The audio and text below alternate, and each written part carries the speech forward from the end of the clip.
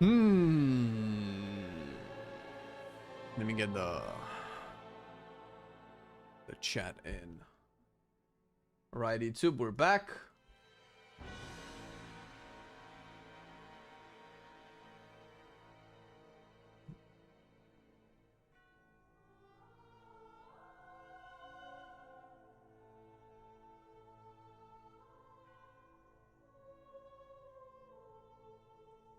Where is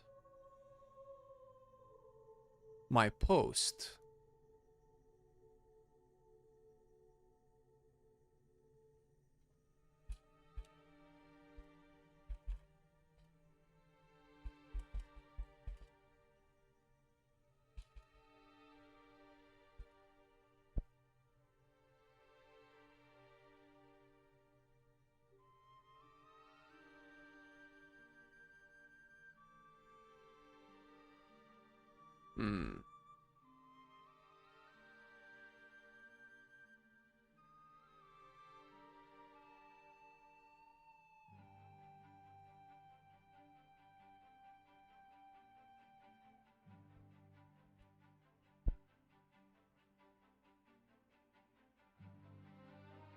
God damn it.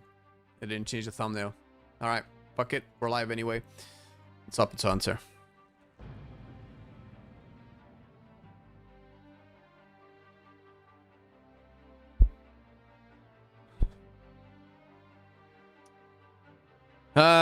Why do I have a bow equipped? I think if I do the leveling, the questing parts, I might actually lose some one-handers. Maybe I do that. Maybe, we play a little bit of the Zulamon campaign. So I can get 2 axes. And finally be Rexar.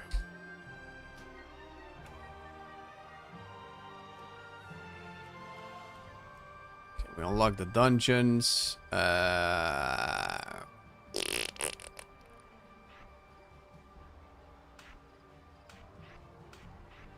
Wild call. Have a raptor. Turn that shit away.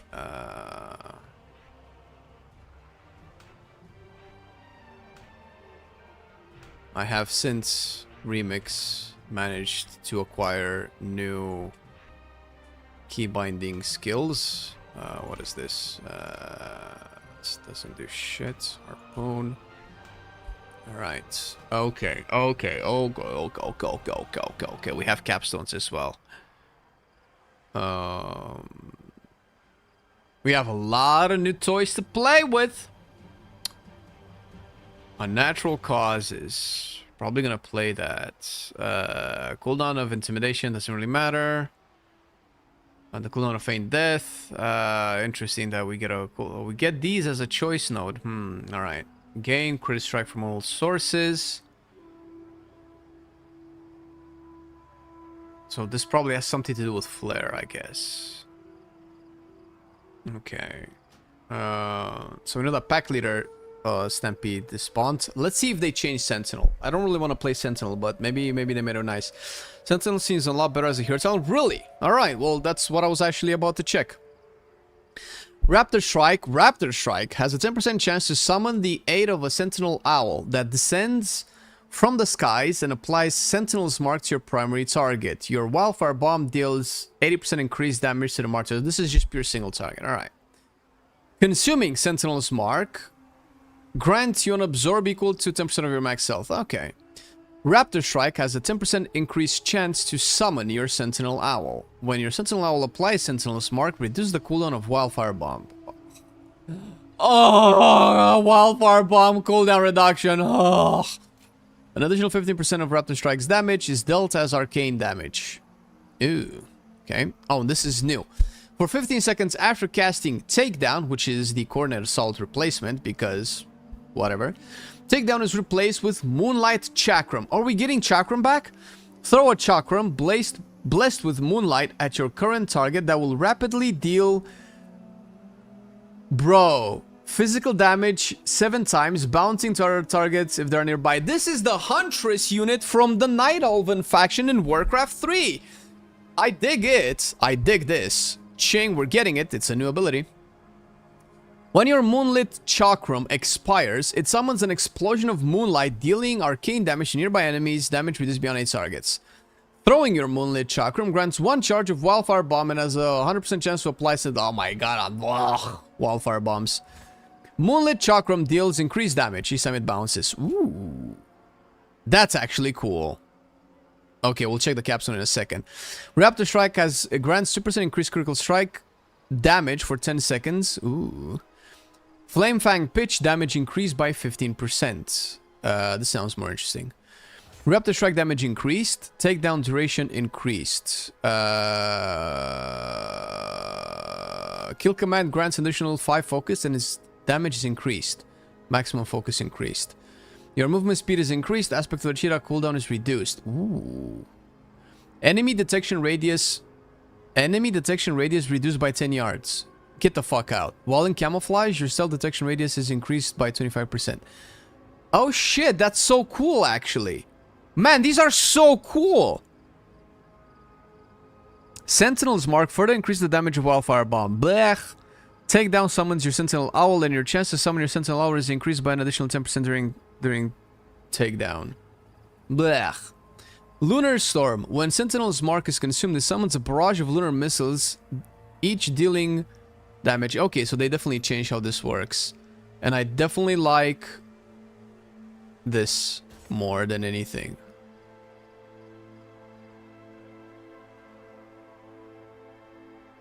Okay. Do we want Flame Fang Pitch? We definitely don't want Boomstick. Just 15% damage on Flame Fang Pitch doesn't really sound that great. Is the meta now just gonna be 2 daggers? On survival? I don't know. Why 2 daggers? Okay. Alright, let's take this one step at a time.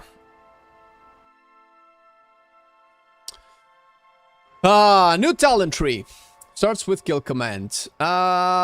Just deals damage, replaces steady shots. Wildfire bomb, fire damage, fire dot, more damage to the main targets. Raptor strike. Fizz damage, quite a bit of fizz damage. Has a chance to follow with a raptor swipe. Is that this? Let's take those away because I need my tooltips to be clear, bro.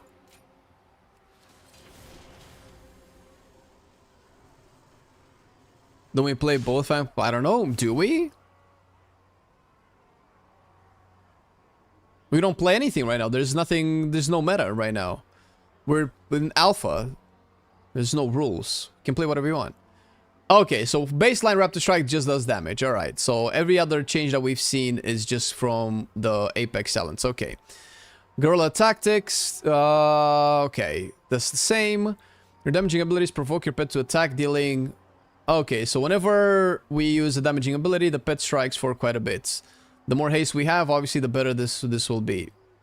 So if we're gonna ever have a passive proc, I think this is the good kind of passive proc. I think I'm getting slowly converted to Hunter, guys. Hunter main. Oh my god. You need to convince me otherwise. Raptor strike damage increased by 15%, and its focus cost is reduced by 5. Okay, they took away tip of the spear buff.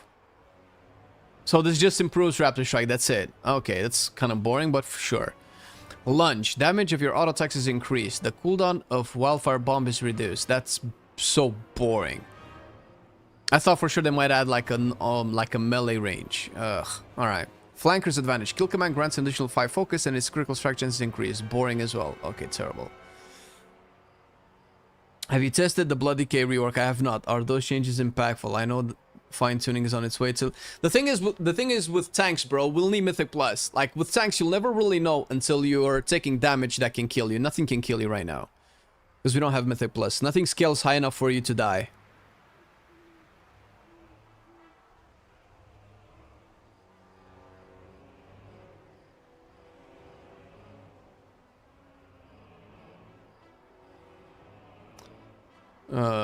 Okay. Let's see. Shower of blood. Your bleed effects deal more damage. Fucking boring. Wait a minute. Unless we have some cool bleed abilities. So we still have blood seekers. That's fine. And Sikkim, when kill command critically strikes, it bleeds. If this bleed stacks like deep wounds, then this is good. If this just gets refreshed. Good thing I'm single because of these homemade burritos. As Bart Simpson once said, beans, beans, the magical food. The more you eat, the more you chew. So right now, Fanwar, what you're saying is you're farting like an old Harley. That's what's up. You enjoy your beans. Maybe that's a little bit insensitive to say to a lady. And that's why we're single, guys. All damage dealt by your pet is increased. This is terribly boring. So if I don't really care about... If I don't take this, and I don't take this, then these are kind of pointless. This is two talent points for 16% bleed damage. Okay. If it stacks with this, if it's additive, that's 36% bleed damage. It starts to get to a non-negligible amount. But it feels like it might not be taken for Sentinel, so we can take these 2 points away. We have 2 free points to put in. Good morning to you, you Romanian Romeo. And long walker, you know you butter a guy up, you know how to do it. When you cast kill command, you have a 30% chance to throw a hatchet at your target, dealing damage. Okay, passive shit. But all of these feel relatively boring, so I'm just gonna take the ones that cost the least amount of points. Raptor Strike increases the damage of Raptor Strike by 10% for 8 seconds. Multiple applications may overlap, so this is just Mongoose Bite, basically. Okay. Oh, but now each stack of Mongoose Fury expires on its own. They expire individually. They don't refresh. And it doesn't start the Mongoose Fury buff. Okay, yeah. All right, so this is basically Iron Fur or Fess Your Might. Okay. Takedown damaging... Okay, wait a minute. So takedown. You and your pet leap at your target to strike as one, dealing quite a bit of physical damage to your target and up to 4 nearby enemies. Okay. For the next 10 seconds, the damage dealt by you and your pet is increased by 20% and your attack speed increased by 100%. Okay, I don't mind it. This is fine. Takedown cooldown reduced. Okay, so it's 1.5 minutes. Okay, that's fine. 2 points for this, but sure. 2 points for this only if you want this. Please tell me that the midnight version of Survival is good. I want to main it. Yeah, that's what I'm gonna figure out, Long Walker. Hey, what up, Kai? Okay, so this is a very heavy investment because there's no 2 pointers there to make this 1 minute instead of 1.5 minutes, but it's going to be the only way to get to this. Vulnerability. Raptor Strike and Boomstick deal increased damage. Fuck, that's boring. Why? It's just damage increase. Raptor Strike damage increase. Raptor Strike damage increase. Raptor Strike damage increase. Raptor Strike damage increase. Raptor Strike damage increase.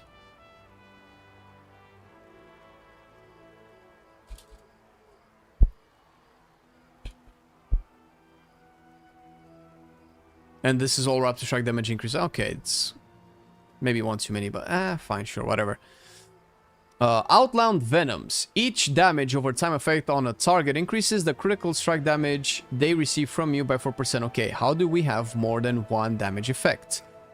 I guess we have Bloodseeker, we have Sikkim, and we probably have a bleed from Raptor Strike. Okay.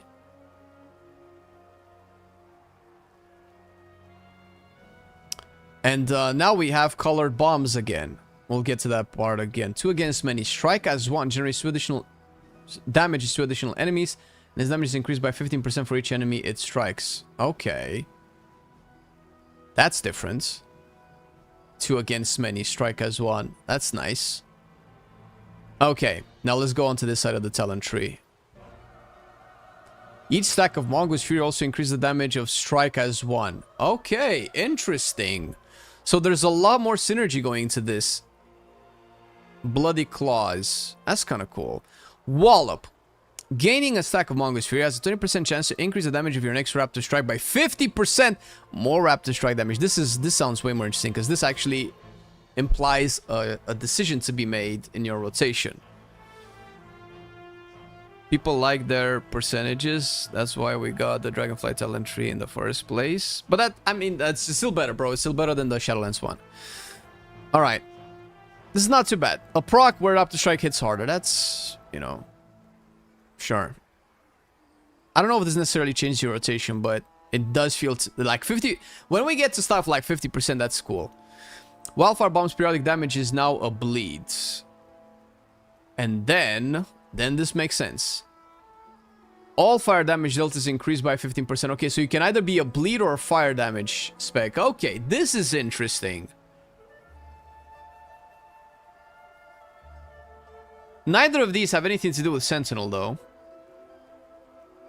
Mastery increased by 3%. You gain 5% increased mastery from all mastery sources. Did the mastery change?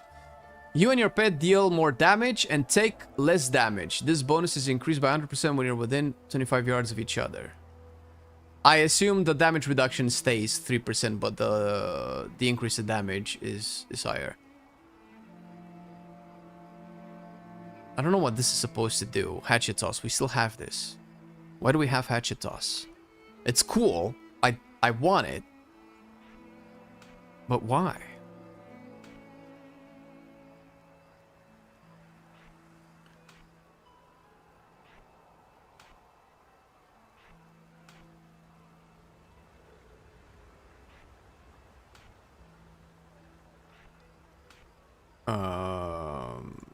Okay. So Hatchet Toss does very little damage, though. Well, does more damage than Kill Command, actually.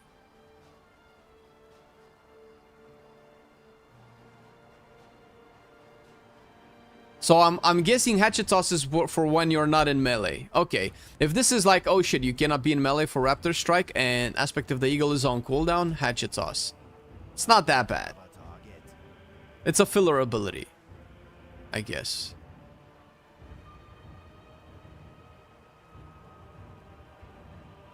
Okay.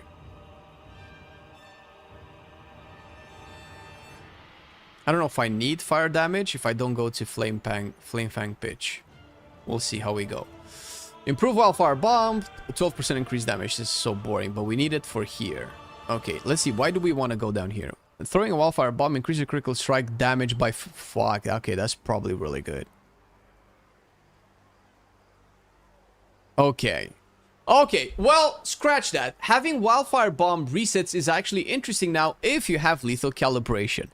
Because you keep up, you maintain a buff that increases your critical strike damage. Way more interesting than haste or attack speed of any kind. Because seeing bigger numbers on screen is always better than anything else. I support this. Now, see, this is what they needed to make Wildfire Bomb resets more interesting. Wildfire Infusion. Kill command increase. Damage increase. Kill command reduces the cooldown. Okay, this is not that bad then. And we have Sticky Bombs. When Wildfire Bomb explodes, it leaves behind a Sticky Bomb on its primary target, exploding for fire damage over short duration. Damage reduced beyond 8 targets. Okay, so this is kind of like the uncapped AoE ability, right? No, because Wildfire Bomb is the same. Alright, while Wildfire Bomb now deals its periodic damage over 6 additional seconds. Enemies affected by Wildfire Bomb's periodic damage take 15% increased damage from your pet. Does this matter? Okay, so normally the dot is 6 seconds. This makes that dot into 12 seconds. The dot right now deals 1.6k damage in 6 seconds. If I take this and take like another thing. So 1600 over 6 seconds. Does this double the damage? Why does it shorten the damage, bro? 1400 over 12 seconds. It's less damage. This has to be a bug, I guess.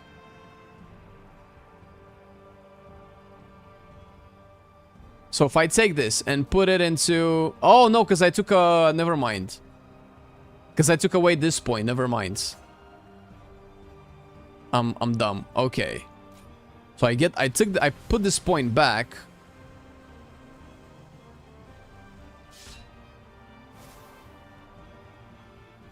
60. Oh, it's the same damage.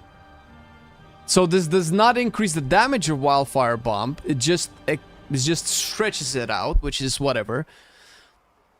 The benefit of this is probably that your pet does 15% increased damage. This is probably not that strong, I would imagine. Your pet's damage is not as high as a Beast Mastery's pet, and only increasing it by 15% for a talent point is probably not worth. Unless there's just more synergy with... Unless this gives you uptime on Outland Venoms. If this also translates into overall 4% damage increase, because the dot lasting longer means you have a longer stack of the 4% buff that you would get from Wildfire. Okay, so here's the value of this.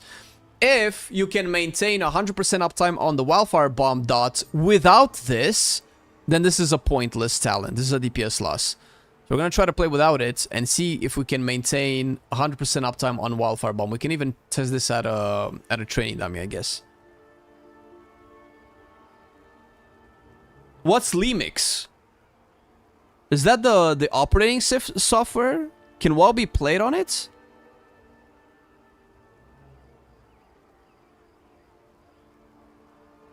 Okay. Wildfire Bomb and Flame Fang pitch damage increased. Okay. So Flame Fang pitch does initial damage and then a dot damage over 8 seconds. And it's not capped. The dot damage actually is not capped. The ground effect that's there. Legion Remix? Oh, okay. Strike as one will get affected by the pet damage? You think so? It depends. You'd think, but does it? If it does, then that's different. Sure.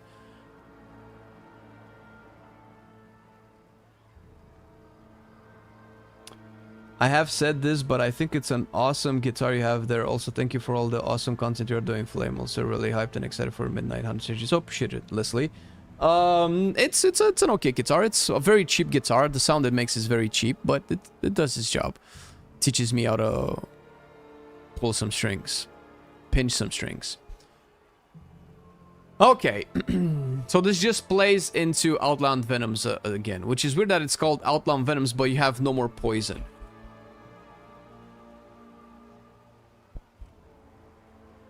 Yeah, there's no more nature damage. So this will probably be renamed at one point. The fact that they took away Serpent Sting is... whatever. Okay. Flame Fang Pitch gives an additional charge. Throwing your Flame Fang Pitch grants one charge of Wildfire Bomb. This can be cool if having charges of Wildfire Bomb is a problem. Wildfire Imbuement. Throwing your Flame Fang Pitch imbues your weapon with flame, causing you and your pet's damage, attacks, and abilities to deal additional fire damage for 10 seconds. Okay. Well, this is boring. The damage is not that great either. It's just passive damage. See, this is boring. This is a very boring capstone. I don't like this style of design. Nothing about this makes it interesting to... So, Flame Fang Pitch throws a bomb on the floor, deals fire damage to everybody. It also leaves a puddle on the ground that deals fire damage for 8 seconds. So as long as the enemies stay in the fire, they just take more fire damage over 8 seconds. And once you do that, your attacks and your pet stacks also do a little bit of fire damage for 10 seconds. Very little, actually. Very, very tiny fire damage. But this just happens passively. After you throw this, you just do more damage. Like, all of this damage could have just been baked into its initial damage component. But this is boring. What this essentially says is... Flame Fang Pitch does more damage. This is all this does. But it just rewards it differently. Your attacks and your pet's abilities deal more damage. It's not... I don't know. I don't know. This is boring. This shouldn't be a capstone. I thought we learned our lesson with Wild Spirits and initial Sentinel Owl. Why are we back to fix ground AoE? I don't necessarily think that Blizzard considers that a full problem as much as we do. I'm pretty convinced. I don't mind, and I don't necessarily mind it. As long as... I know there are problems, but I never really mind it too much. If it's significant enough where it feels great when it's happening, and there are not 1,000 mechanics that are forcing people to move, so the tank moves the things away, and thirdly, the tank can actually see the flame pitch, so it knows to keep things in. It kind of sucks that your damage depends on the tank not moving things away, but if every class has something like this, then the tanks can just be educated to know that. I mean, I as a tank do my best to never move targets ever, to have them stay in AoE. I don't think that's necessarily a faulty design. I think that's fine. It's a kiss curse. It's a risk reward type thing. With a talent that causes the pet to do additional attacks on abilities and using daggers and raptor strike, proper uptime will make the small proc a lot of damage. I don't know. I don't know. I don't find that interesting. I don't find little AoE procs interesting. I think this is enough. This is enough. Having 7 other little tiny numbers on the screen, one from here, one from there, one from here, one from there, one from there. It's stupid. It's just little tiny numbers or clogging your screen. I'm tired of it. I'm not for that. But maybe people like it, because what these do is absolutely nothing for you as a gamer. The only way you know that these are a good gameplay design is when you look at your damage meter and you see your number grow higher, and you scroll over your damage profile and you see the little numbers there stacking up. That's it. That's not interesting. That's not good game design. To have, oh, do you know, oh, my damage is actually way higher because I have like 7 other little tiny little zaps of damage coming out of my character, all passively, that have nothing to do with my playing the character in a different way. As long as I play my character, these just happen. That's not interesting at all. I want to press Raptor Strike and I want to see a big number on screen, like, oh fuck, I just pressed Raptor Strike. I don't find this shit interesting whatsoever.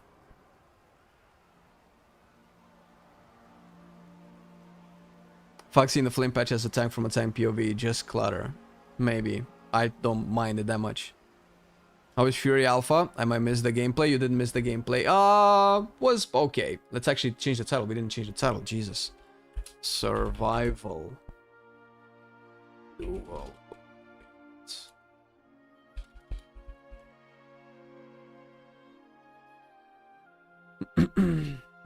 Are you already able to play with dual wielded in Alpha? Theoretically, I just don't have the weapons to equip them yet.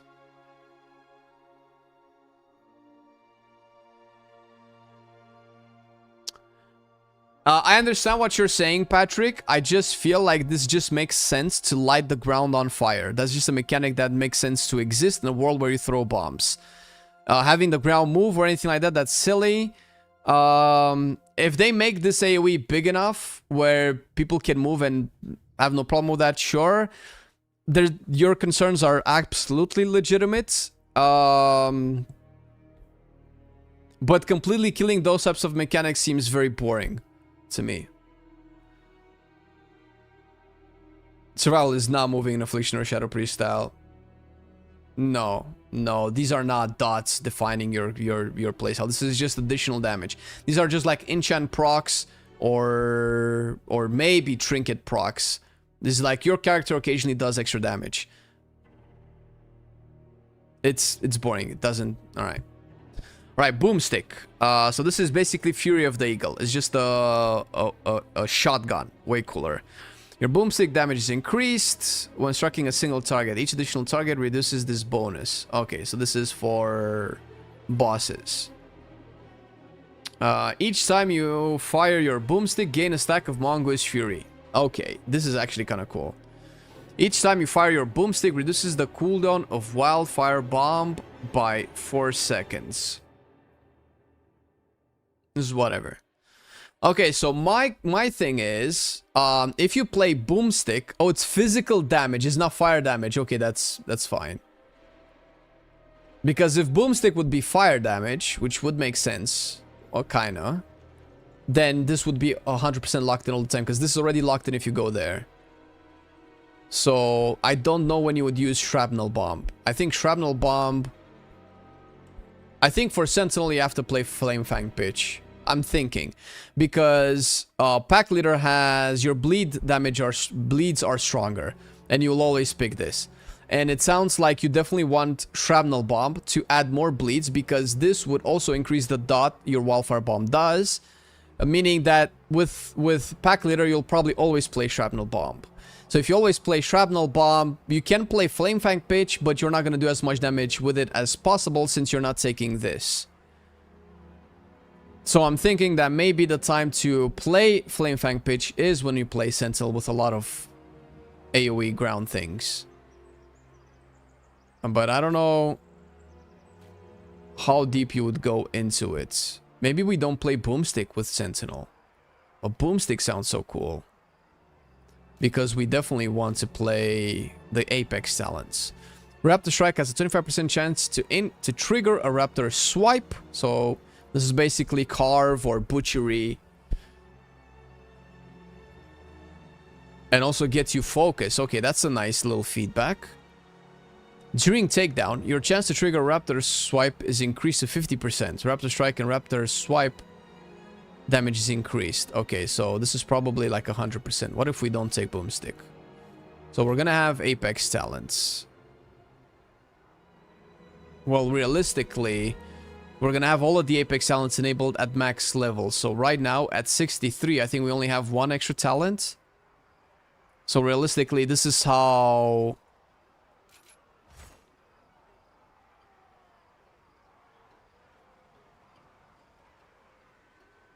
This is how it would look.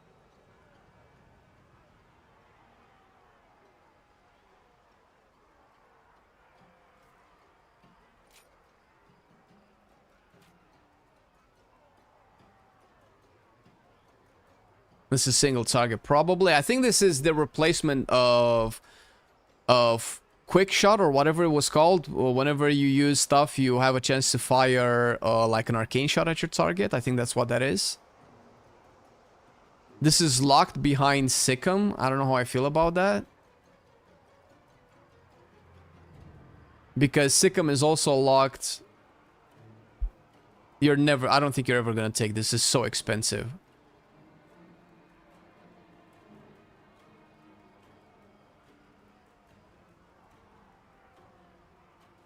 You're definitely gonna play Wallop if you go Boomstick, but if you don't go Boomstick... Okay, you'll need to play one of these.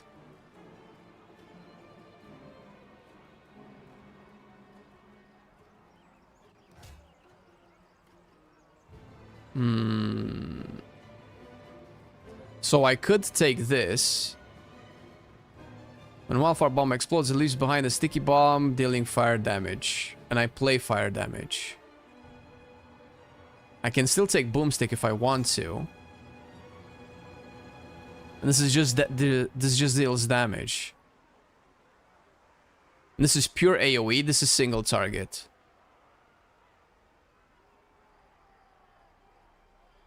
I mean, if you don't want to play Apex talents, you can definitely just take all capstones. But if I want to play Apex talents, I think I have to do this. So just to test out the new Apex talents, during takedown, your chance to trigger Raptor Strike is increased, or Raptor Swipe, and this one is Raptor Swipe causes your pet to lash out, dealing physical damage to your main target and granting you 3% increased save for 10 seconds. Okay, so here's what I'm gonna do. I'm actually gonna hold these off when I play Pack Leader, and instead,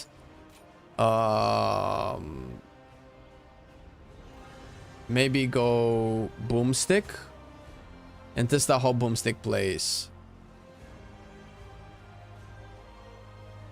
This is cool, actually.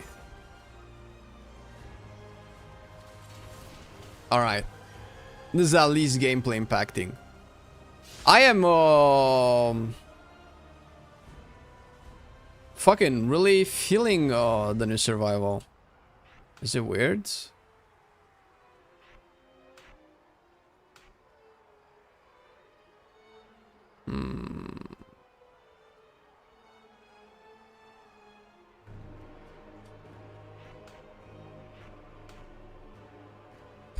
Okay, we'll figure it out. All right, let's do a little bit of questing to see if I can loot some one-handers.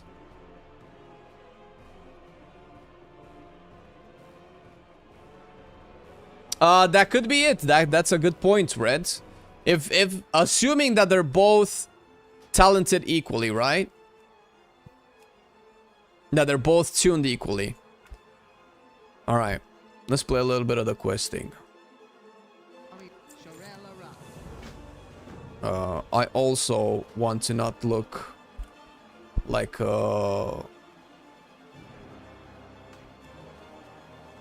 AliExpress hunter, if possible. Oh shit! I didn't actually mark this properly.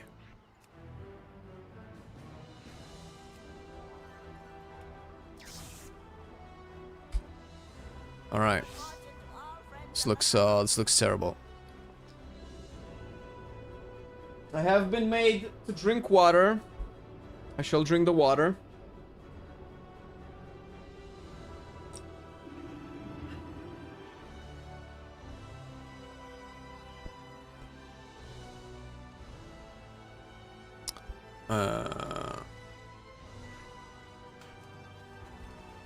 I want a hunter that's cool to look at.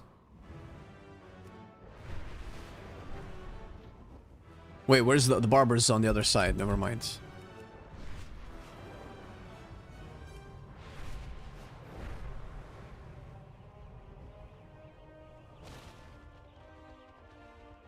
I didn't really think too much when I chose my character. Yeah, the aesthetics are not here, bro.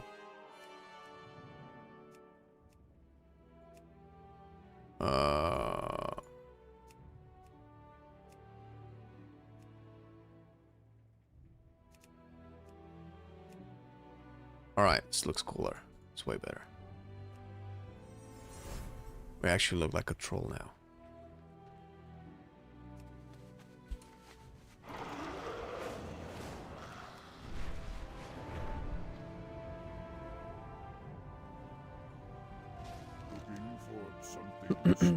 We're warrior. What warrior? I want an alcoholic option for the weekend. Alcoholic option. Hey, buddy! Is everything alright, man? I'm confused that, what you're telling me. Return to Suleiman.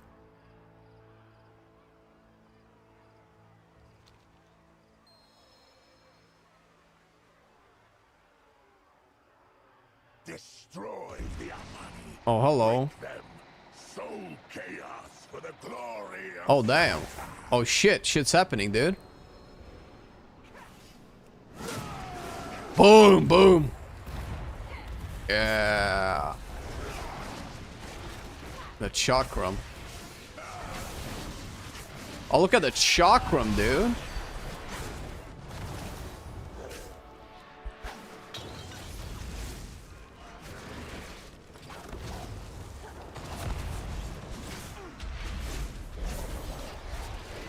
All right. That's fine. I am the blade of the light. Reputation. Okay, also personal resource display. Also cooldown manager. Also there's no more tip of the spear to track, so this is old news. Remove from bars. There's no pack leader to track. There's no ruthless marauders to track. There's no friend. Yeah, this is. They need to update this shit. There's nothing really to track anymore. There's no explosive shot. There's no spearhead. There's no fear of the eagle. Yo, somebody didn't. Bro, none of these abilities currently exist in survival. What's going on? You know what? We're gonna add this to essential cooldowns. And... oh, we don't even have the new abilities on it. So I was gonna track Flame Patch. Alright, that's kind of boring. Alright, let's see what was going on. What do we do here? Pass through the Amani gate with Lady Liadrin. Alright.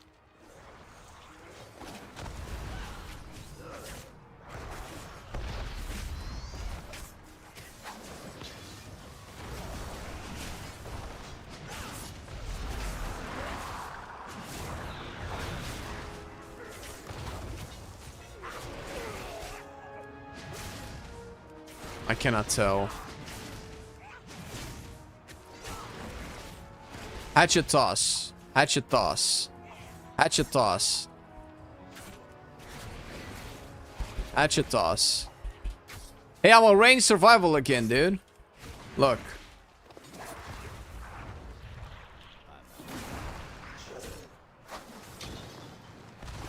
Mongoose Shuri would be nice to track, actually.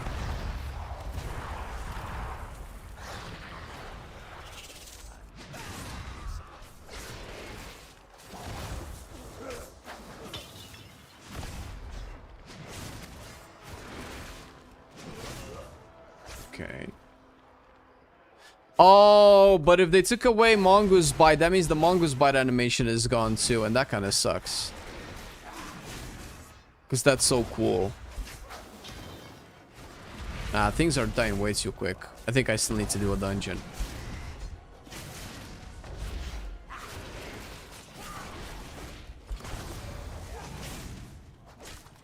Okay, the dot application of Wildfire Bomb doesn't seem to have a pandemic mechanic to it. Oh my god, I don't have... I was trying to press kill shot. I have no kill shot, dude. Wait, also, where's Hunter's Mark?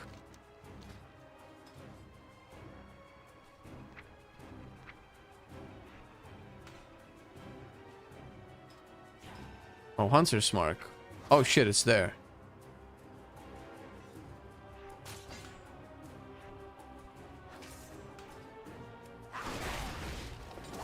What is this? Oh, Sticky Bomb. Oh, that's cool. Yeah, you definitely cannot maintain the Wildfire Bomb dots at the moment. I don't know how that's gonna change later on.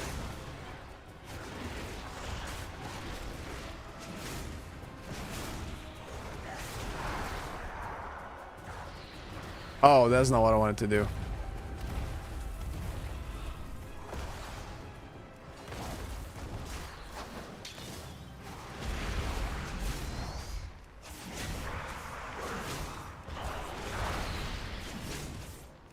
It says with Lady Liadrin, but Lady Liadrin is not with me here.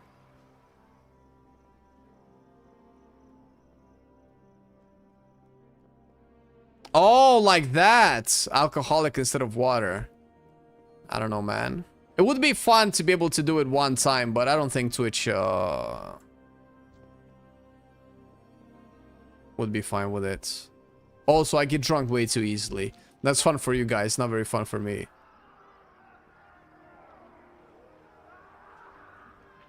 Wait, was I supposed to talk to Lady Liadrin and tell her, all right, let's go?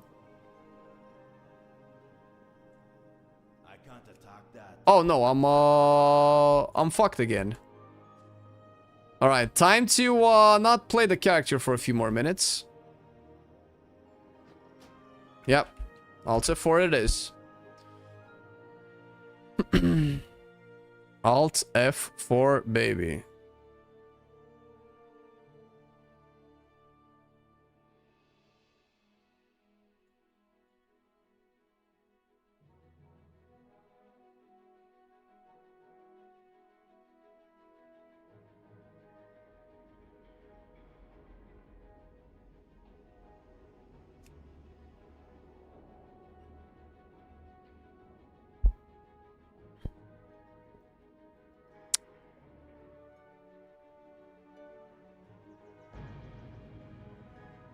Let's see if it lets me get in.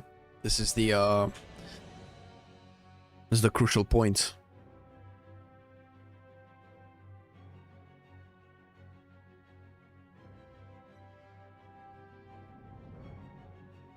We're waiting. Nope. All right. Figures. And this campsite is weird. They feel so close and in my face. Okay. It's an interesting way to hold a spear. I guess we take a little break. Too much gaming is bad for the health.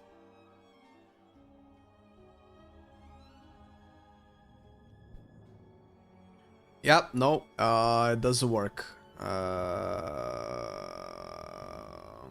Do we make another hunter? We didn't really end up playing too much with this, but it should be back.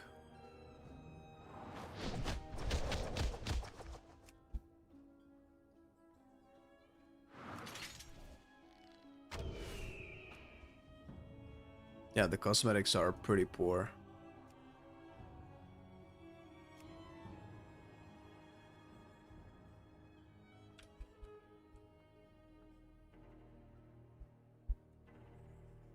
Well, name is Seiken.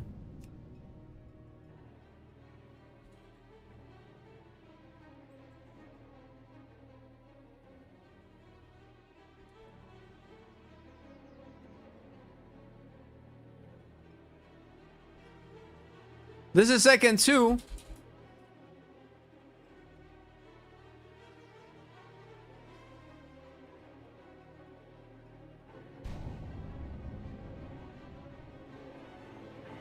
Oh wait, I already had a hunter.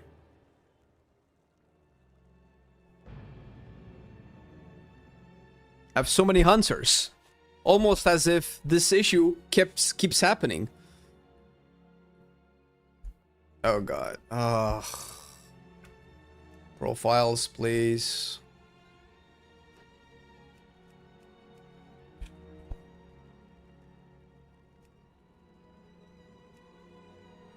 Actually, there's nothing to track with cooldown manager, so that makes it easy, I guess. But I have to set my keybinds again. Fuck.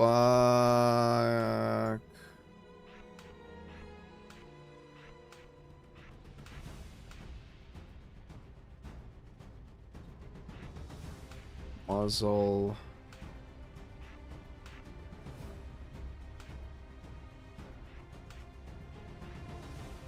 Get that out. Get that out.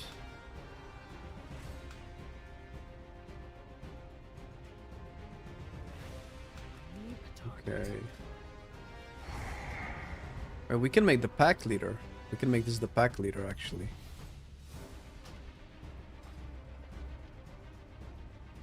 So let's get a new talent points.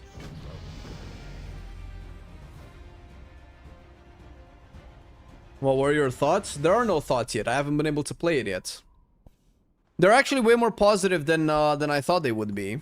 For now, if that helps. But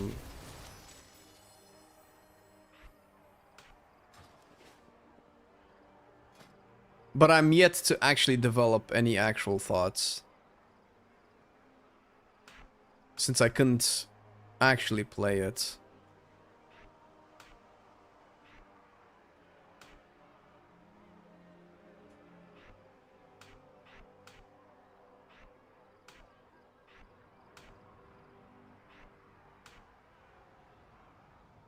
Where's Flame Pitch? Oh, I guess I don't have it yet bounded. That's where Flame Pitch would go. Okay. I don't know if I want that.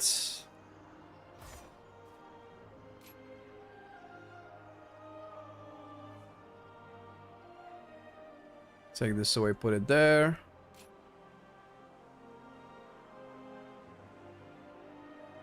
Okay.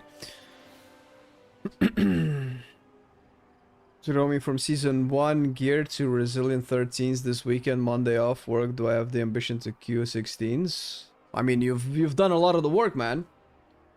What is the animation for Axos? It's the weapon throw animation that's slower and you see an axe rotating. It's actually not very exciting. I'll show you. While in combat every 25 seconds, your next skill command summons the aid of a beast. I think it's 30 seconds for BM, no? Damage of kill command. This is the cooldown of Wildfire Bomb. Damage of bear's rend flesh is increased by 15%. Two dire beasts. I don't think I care about two dire beasts.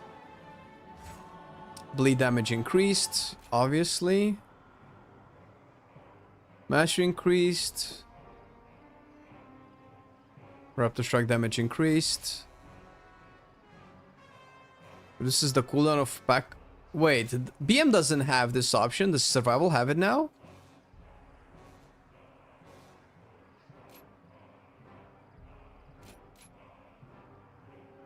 Hawk's Rider, Hatchet Toss. Each time, wait a minute. Each time your board deals damage, the damage of your next Hatchet Toss is increased by 100%. Whoa! Hatchet Toss? Not Raptor Strike? I'm interested right now.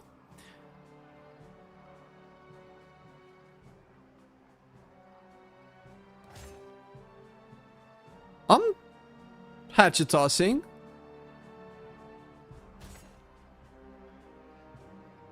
Okay. So pack leader actually has hatchet toss implications. Maybe that's why they added it, because it kind of would work similar to Cobra Shot, to how Cobra Shot works for BM. And it kind of fills into that melee fantasy. Okay, this is definitely not finished yet. We definitely need more cooking time for survival. Hatchet Toss definitely needs more interactions. We might see another talent for Hatchet Toss added, because you cannot have a dead ability unless you play a hero talent. That seems a little bit weird.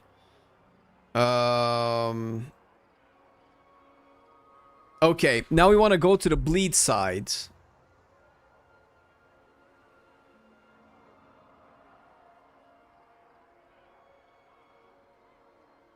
How do we go to bleed?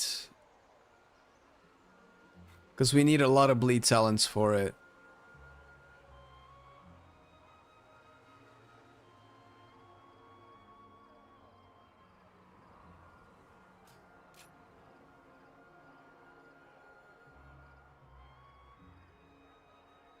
I mean, we want Mongoose Fury, right? Especially if we go with a lot of Raptor Strike talents. And definitely want Outland Venoms.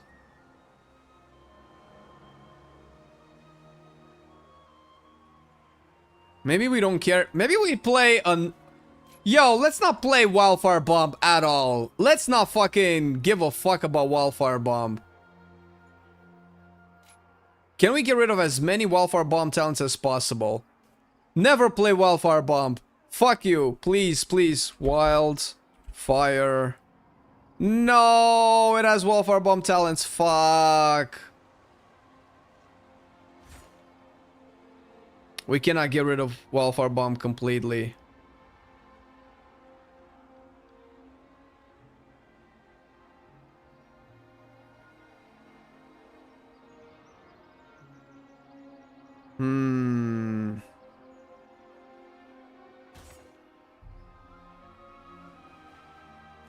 We're probably still gonna get like 3 more talent points by the end. So we're probably still gonna take these 3, I guess. I would guess. Wait, why does this not work?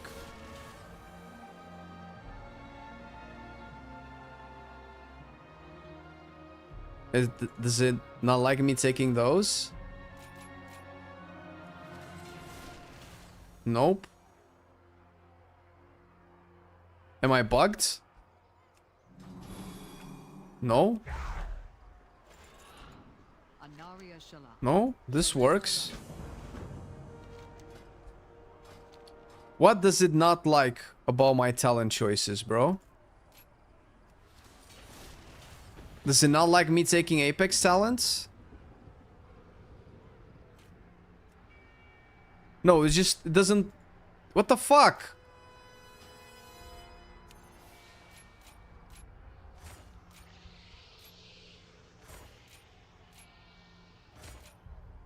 Why can I not pick my talents?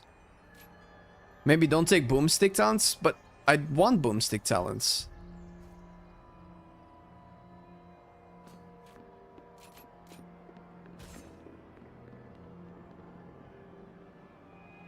Alright, let's try not to take boom. Fuck, no way, dude. There's no way Boomstick is the problem. Nope, Boomstick is not the problem. I can take Boomstick. Let's take these one at a time. Oh, this works.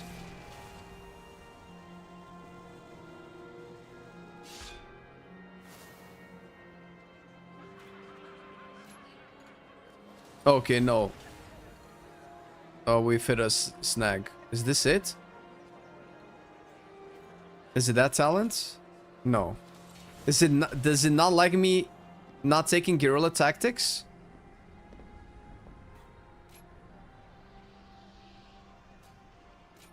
Nope, I think it doesn't like me taking a point from here.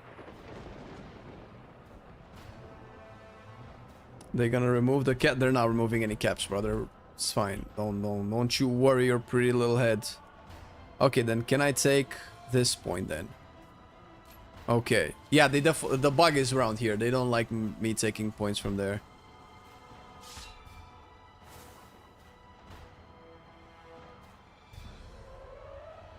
So I definitely want this point and this point. So it's likely I'll get 3 more points. One will probably go there. One will go there, and one will probably go to Mongoose rounds, I think. If I'm like, let's say level 90, right? Or whatever the max is. It's 90, right? Okay. Let's actually go into a dungeon. Fuck this, I'm not doing quests twice.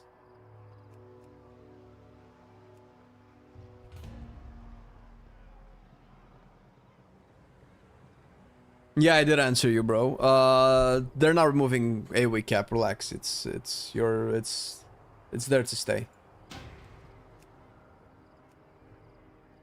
They're not just gonna remove outlaw AoE cap because people don't like it. If they remove outlaw AoE cap, they need to remove all of the all of the AoE caps from all of the classes, meaning that they will just change the design of damage profiles across the board. They'll have to change how dungeons are designed, how raid encounters are designed as well. And it will just make it a pain to balance. So I don't think that's gonna go away. I'm sorry, buddy. I'm sorry to break your spirit. Okay, can I get rid of these disgusting... I don't know who made this armor set for Hunter and thought it looked good, but ugh.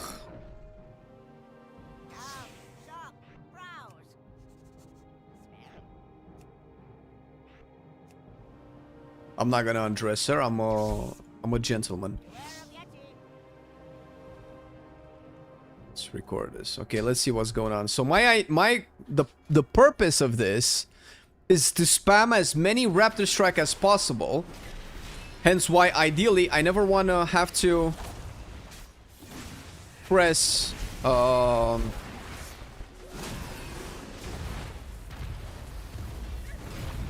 wildfire bombs. If I can help it.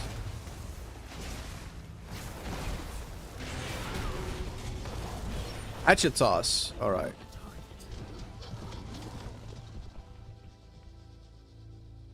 Wait, what we could actually do is...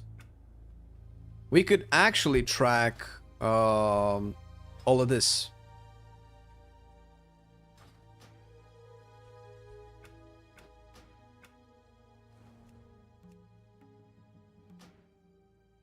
God damn it. This is so fucking annoying.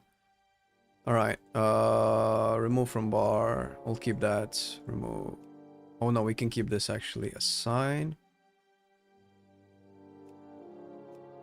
Take this. Take this.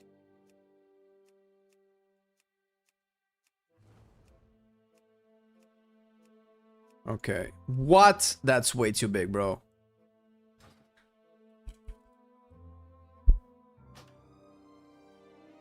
Alright, no, that's fine. Let's take a look.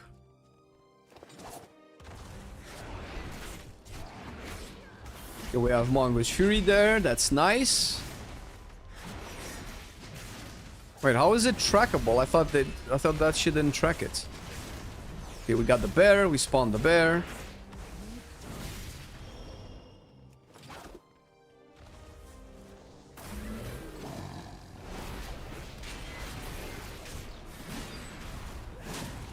Spawn the wyvern, and now we can do the big boomstick.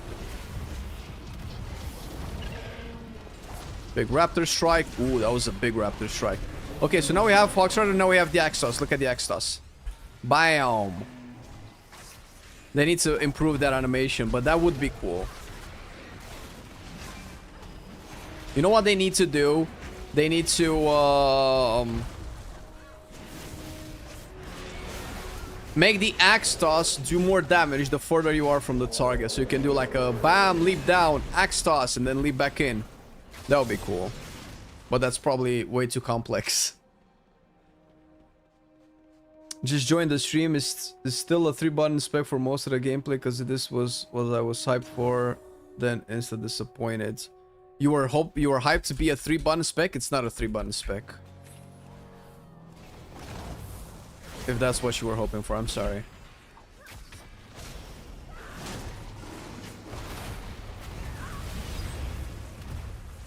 I don't know if you guys hear the sound effect of Boomstick. It is pretty cool.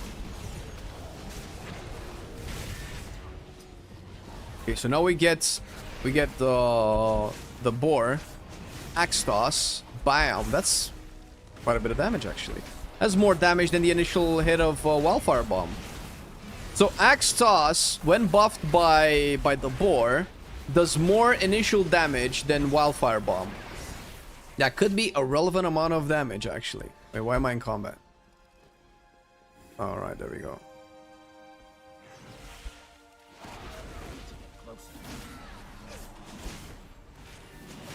I cannot tell what Raptor's swipe is, though. Oh, look at these guys. And I also only hit one target.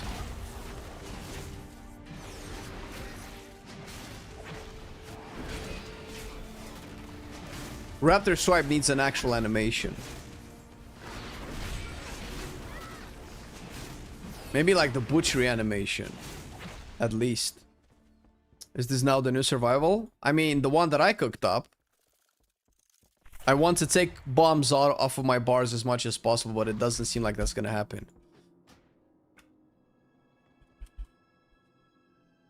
Finally. Let's do a /reload. The first version of it had Raptor Strike, Kill Command, and bombs on CDR and nothing else outside of takedown windows, but you've just said it's not 3 buttons now, so that will be good. Well, the rotation itself is 3 buttons, as in Kill Command, Raptor Strike, and Wildfire Bomb. With Pack Leader, you also have occasional casts of Hatchet Toss. You have 2 cooldowns in Takedown and Boomstick, and if you really wanted to, you can also take Flame Fang Pitch. So you have 4 cooldowns. You have more cooldowns than rotational abilities. As long as... I don't care that it's only like 2 or 3 buttons. Let's say 3 buttons. As long as the procs work off of... As long as the buttons work off of each other. And add some interesting proc-based gameplay. Where sure you have only Kill Command, Raptor Strike, and Wildfire Bomb. But sometimes one of these abilities buffs the other ability to do like a new cool thing. If they add this into the gameplay, it's perfectly fine to have fewer buttons. But they don't, so I don't know. Oh shit, I have some like legit attack speed.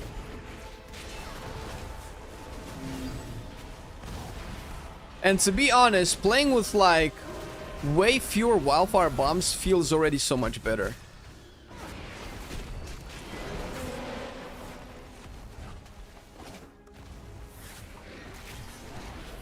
Bro, where's my boar?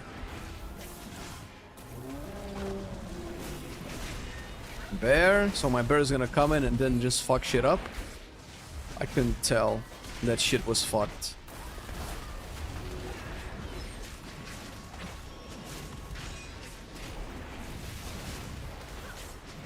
And to be fair, Raptor Strike is one of the more interesting spenders in the game right now. It has a lot of mini games and interactions. What the fuck? Oh my god, my pet, bro. Just come back, dude.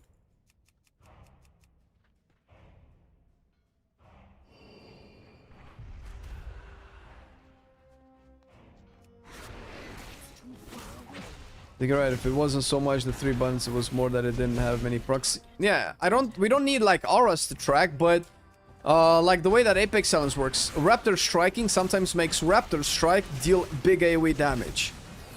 Wildfire Bomb has a chance to give you a Raptor strike a chance to proc to hit on 3 targets for double the amount. Or Kill Command has a chance to make Hatchet Toss deal 3 times the damage and hit 5 targets or something. But that's kind of already accomplished by pack leader, right? So you cannot just have... But these types of effects, right? Because you're gonna press these abilities no matter what, and you're gonna spam these abilities no matter what. So it cannot be a proc that just makes the abilities do more damage, because that doesn't change what you do. You're still going to be pressing the abilities just as much as before. There's no more butchery.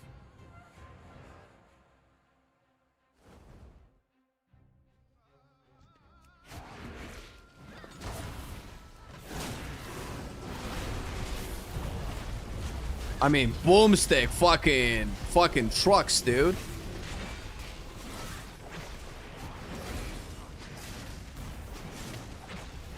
Okay, we got the boar in. We're gonna send the boar there. And then send hatchet tosses. Bam! 5 hatchet tosses. Wow, they crit for so much, dude. The empowered hatchet tosses actually hit hard comparatively to your other abilities. So that's cool, but hatchet toss outside of the boar proc doesn't really do anything. I mean, it does damage, but it's way too low, and it consumes focus. So I don't know if they want hatchet toss to only work when the boar comes out from pack leader to buff it, like it does kill a Cobra Shot for Beast Mastery. Because outside of that, it's just doing nothing.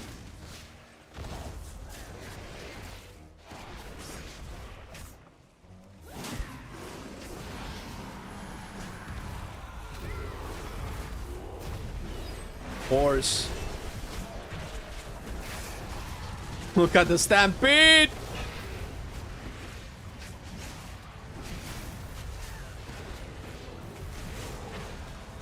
I cannot tell if my Apex Silence work. They need to add some animations to those.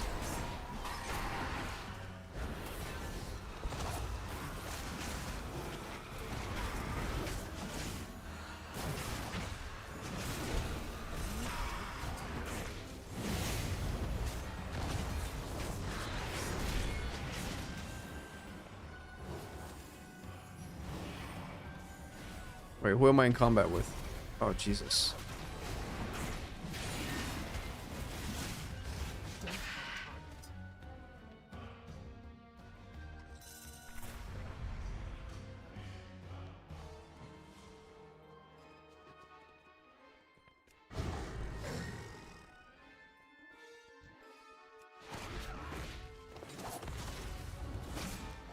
Alright, we need to fight more than these guys.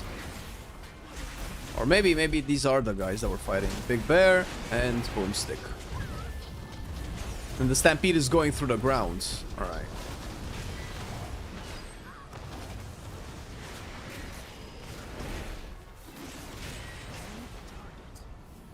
I'm going to save one more guy, and I think this is our guy.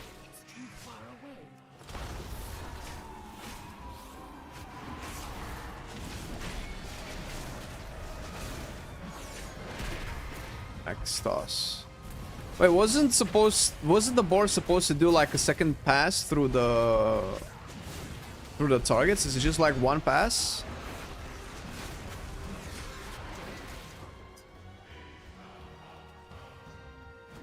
Who am I in combat with?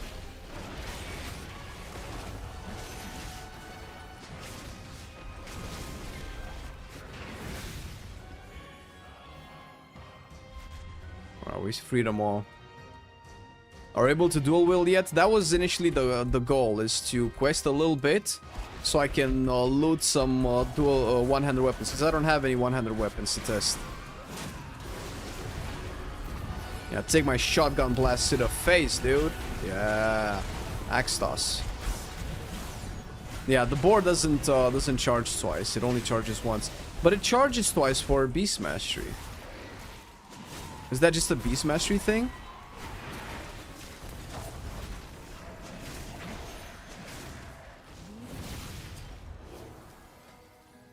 Each time your boar deals that. Wait a minute. A boar charges through your target one time. Okay, that's it. That's boring. Each time your boar deals damage, the damage of your next hatchet toss is increased. And strikes one additional target. Stacks up to 7 times. So the boar only charges once, and I need to be fighting 7 targets to get its max value. Okay. Buy a weapon from the vendor? There's no vendors for weapons, though. We had that issue before. It's just white weapons. That's boring. Yeah. Can you not pull heirlooms to use on a training dummy? I don't think I have. Do I have heirlooms? No, it's empty. It doesn't take my accounts collection into consideration. Alright, so last time we killed the dude. This time...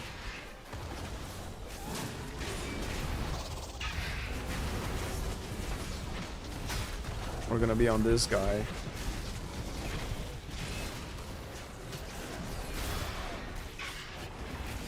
Okay, we got the boar.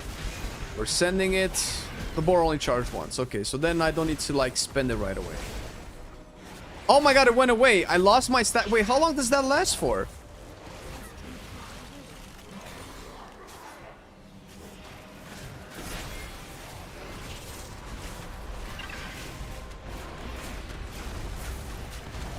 Such a cool boss, dude.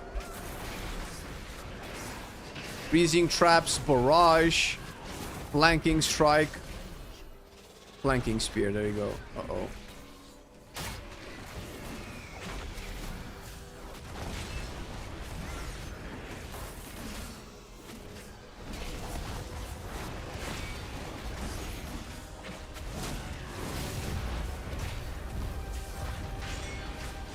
Summon 2 beasties, and then axed us.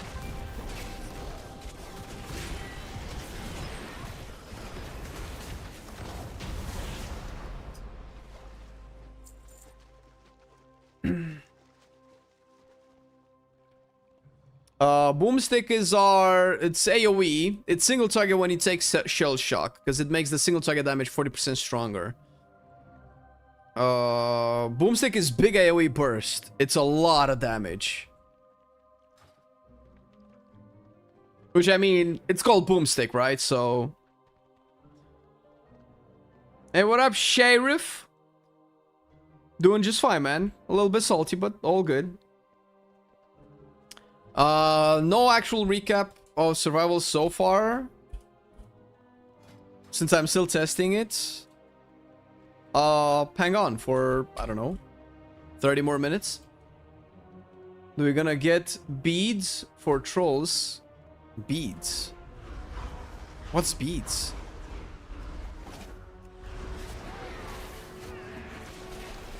Oh, fuck, I should have pressed takedown first.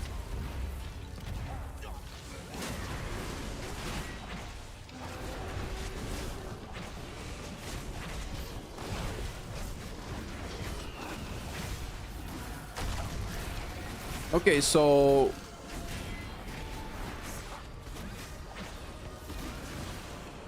something consumes my hatchet buff from the boar.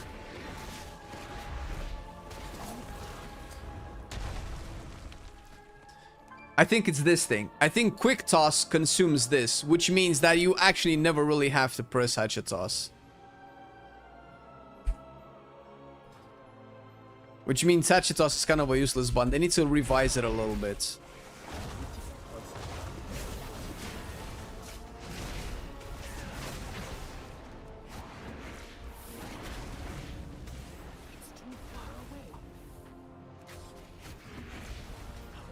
Alright. Big boomstick. Summon the boar. Bombs.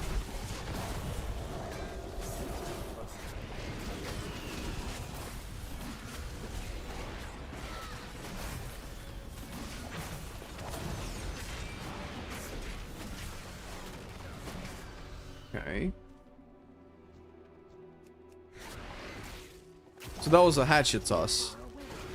Let's see. There you go. That's another hatchet toss. Another hatchet toss.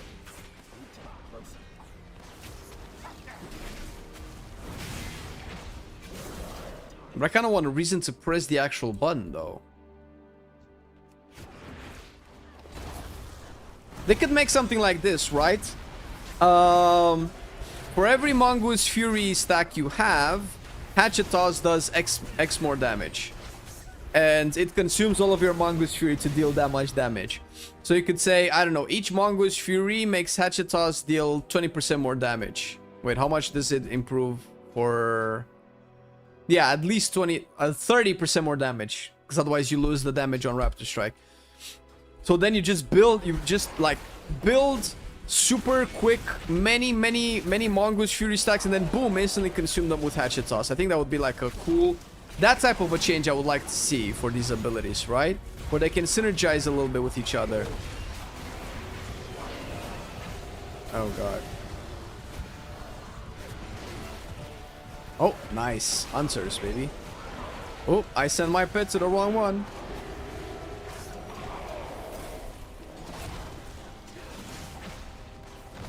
Did you test dual will already? No, because I don't have weapons.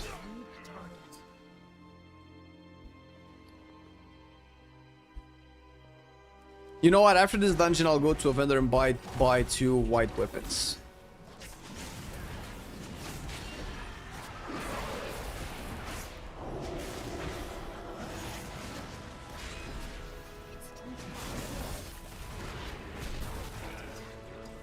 Okay, let's see. Throw my hatchet toss. There you go. Ching.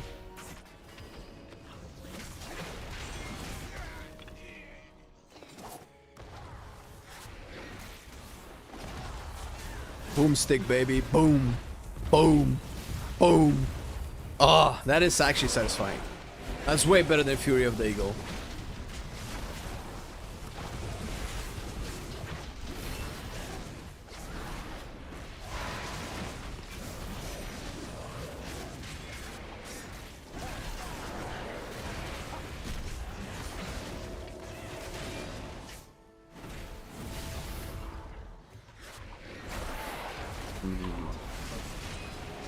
It's not bad. It's not a bad design, but I feel like it's slightly undercooked. It could actually be a really cool World of Warcraft spec to play. Very, very different from past iterations of Survival Hunter, much to the dismay of people like Vanti that would have loved Survival to be ranged again. I don't really associate Hunters with a lot of explosions, but gameplay-wise, it's not too bad. Not having kill shots feels bleh. You think so? There's not much incentive to play kill shot either, man. Kill shot has been really good only in Shadowlands. You know the talent that marksmanship had at one point around kill shots to hit multiple targets and apply bleed. That's what survival used in Shadowlands. That was an actual build. But once they took that away, the value of kill shot dropped significantly. Again, maybe they can use Mongoose Fury more. Like abilities like kill shot, hatchet toss can consume Mongoose Fury to deal like a crap ton of damage. Kind of like a finisher type ability. Maybe under certain conditions so that you don't always do this. So that you can still use Raptor Strike. Maybe they can put a cooldown on them. Like a 10-second cooldown. 5-second cooldown.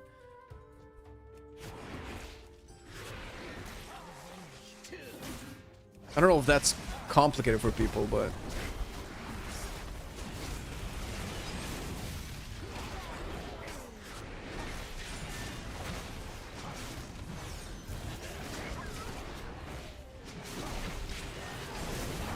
It's not a bad spec.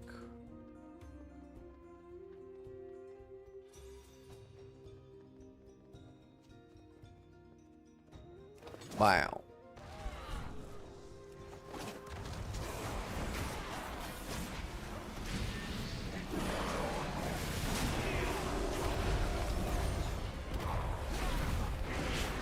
Let's get the stampede.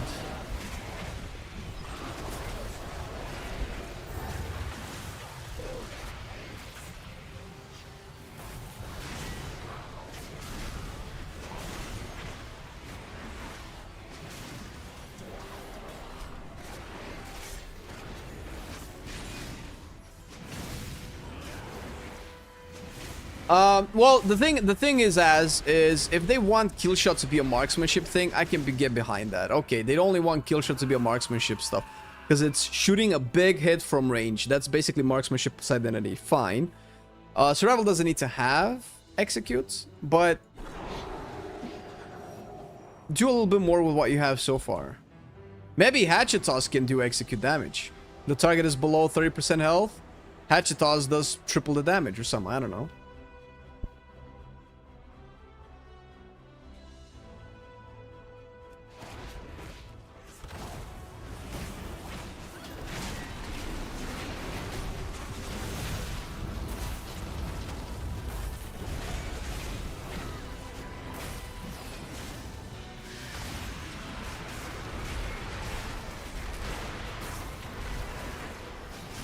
So if we kill this guy before he starts putting big patches on the ground, does that mean we have more damage than Fury Warrior with a super scuff build? No, there you go, there's the patch.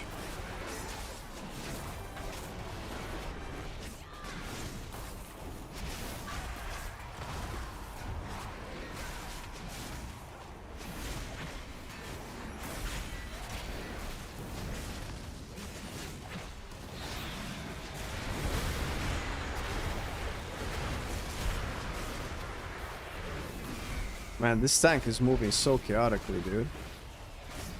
I don't know where to stay.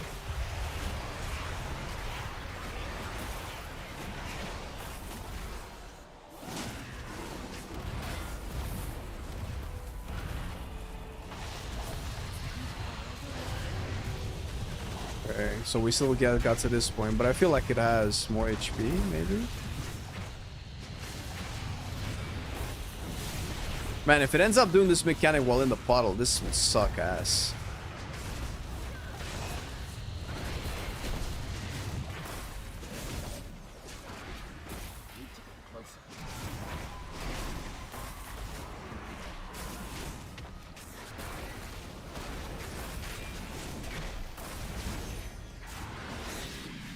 Alright, give me a weapon, bro.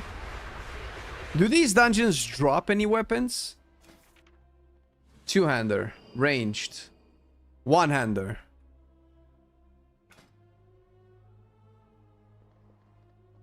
From the last boss, okay, maybe we're lucky.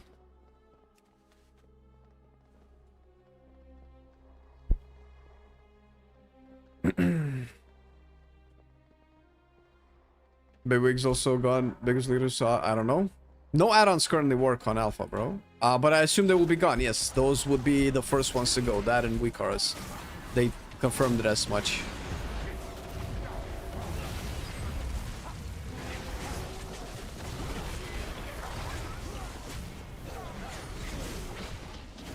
I cannot tell. I cannot tell that my capstones, my Apex talents are working. I honestly cannot tell I'm playing them.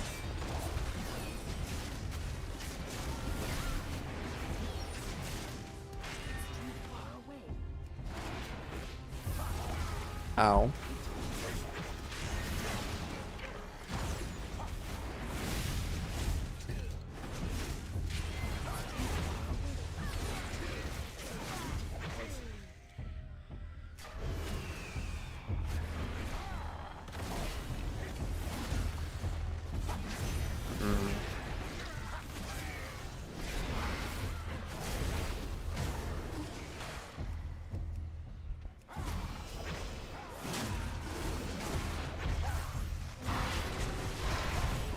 Nope. Yeah, the tank didn't what the fuck? Yo, yo, yo, yo, yo, yo. Oh, is my party not with me anymore, or? Where's my pets?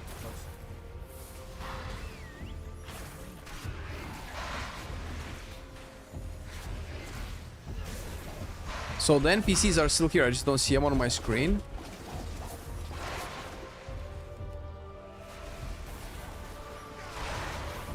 Okay, this is this bugged?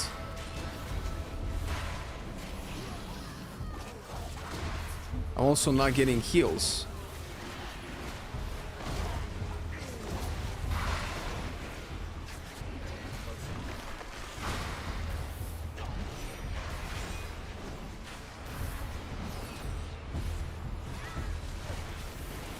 I'm not getting any heals. At this rate, I'm gonna die again. Uh-oh, I'm gonna die now.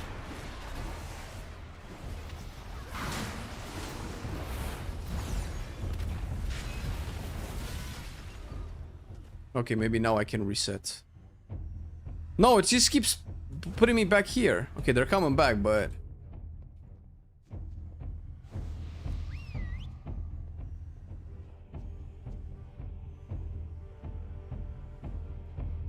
Alright.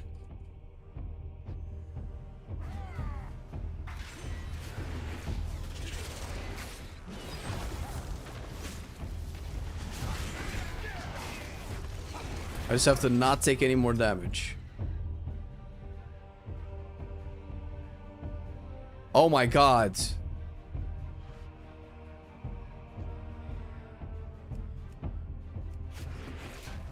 Wait, how the fuck did I get yoinked there?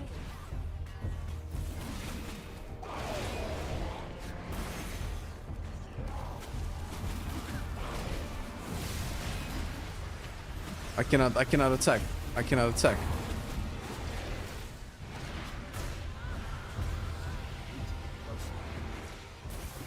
Bro, my abilities don't work.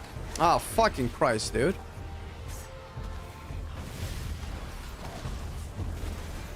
Yeah, okay, this needs to stop. This needs to stop. We need to stop this guy.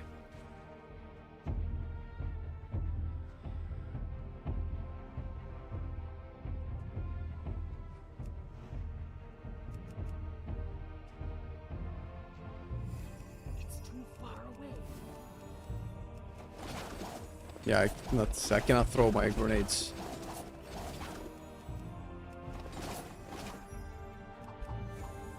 All right. Well.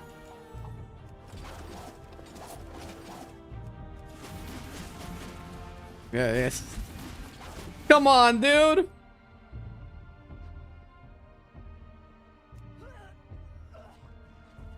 So the pet can attack it. Hey! Hey! Oh, I can boomstick, but it does no damage. Ah, alpha bugs. All right, time to report a bunch of stuff. Fury warrior seems to start with haste, both on gear and character. Exception being the talents that give you haste. This was the first problem, right? Died in my Sara caverns and released on the spot outside the party of my followers and no abilities work. I am stuck. All right.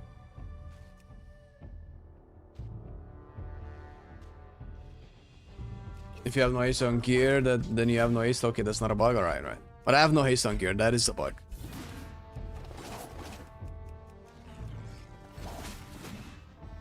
You know, my pet has been chomping on, and look at those guys. Wait, can I just die here?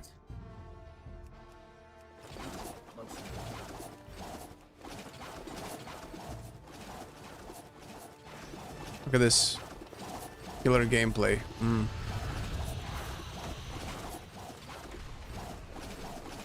All right, I need to. Oh my god, interesting. The boss reset. Wait, I'm not gonna raise that. So I cannot get in combat with the boss? Am I not featured in this dungeon?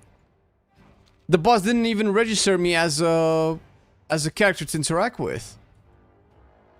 Okay, let's see what happens when he gets back. This is interesting. I need to be reset. I just want to do this boss. I don't want to have to do the whole dungeon again. Reset me! Yeah, no, this doesn't.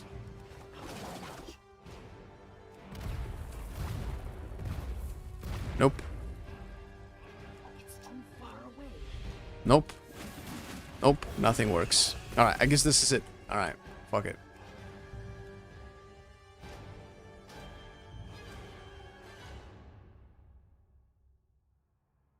Oh, wait a minute. I'm doubly fucked. You are not in an instance group. You will be teleported to the nearest graveyard. Alright. Surprise me. Oh, you're not in an instance group. You'll be teleported to the nearest graveyard. Okay, surprise me. Get to it. Oh, you're not in an instance group. You'll... Okay, so you see my problem. I can log out, though. But if I log back in, I will just be yoinked out of the...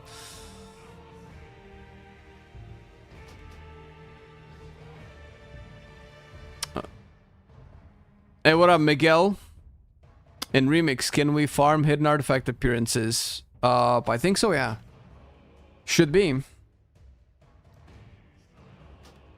Oh, I'm not going out of the... Alright. Okay, Alpha, Midnight, World of Warcraft with your bugs.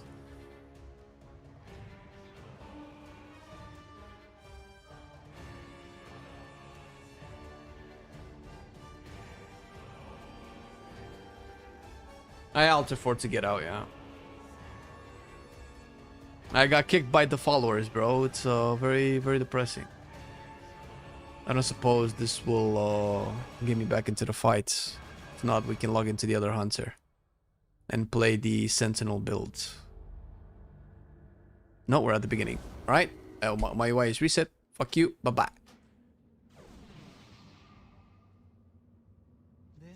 Oh, did you notice anything wrong? NPCs?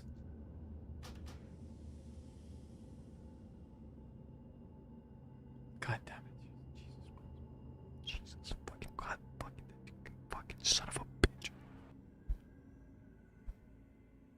Listen, sometimes the game just does things. Things happen and we move on. And this will let you in on live servers. They put me in a character not found loop last night. Yeah, don't worry, but this was... That's exactly what happened with my current hunter that I'm logging in right now. It was a character not found, or character already in, or whatever. Never mind. I like to do this 17,000 times. This is so cool. I love it.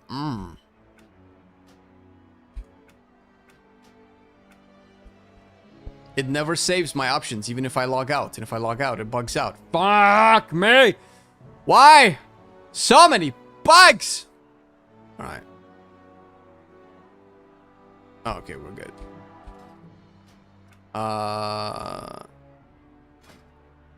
So... Fuck these. Let's play some bombs. Fuck the bleeds. Let's queue up for Den of Nalarak. Maybe I'll be able to finish it.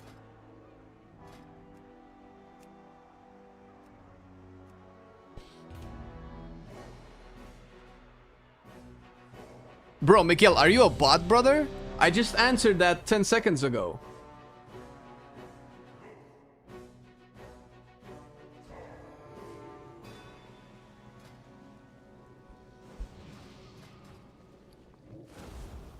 I have crossbows. I have guns. No one-handers, though. Wait, didn't I say I was gonna test out? Wait a minute. Actually, fuck it. Let's see if I can get some one-hander weapons.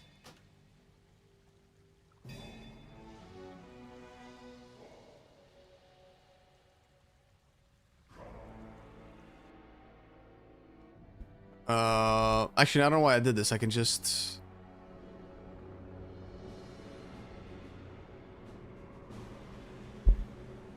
I mean, I have to be sorry, but... I mean, you asked, I answered.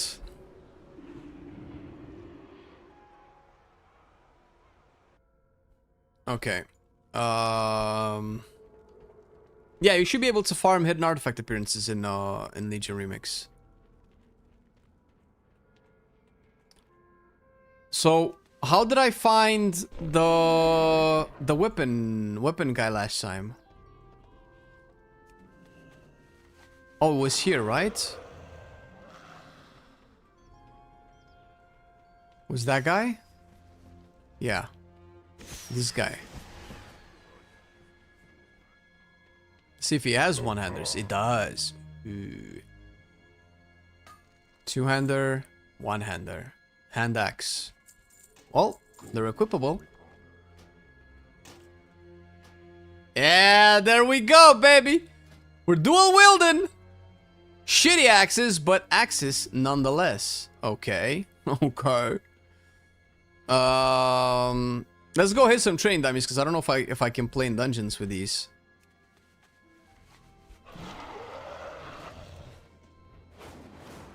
Survival one-hander is back. Or hunter rather. Okay.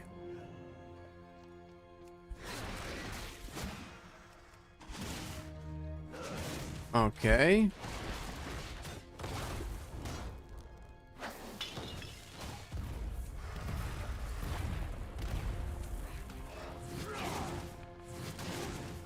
And we have chakrams too.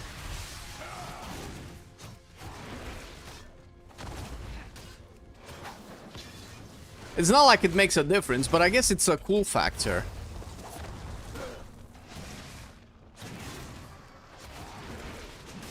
Yeah, Rexar is back.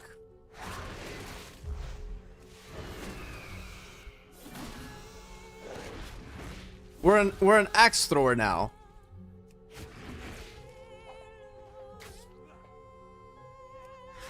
We're a legit axe thrower, everybody.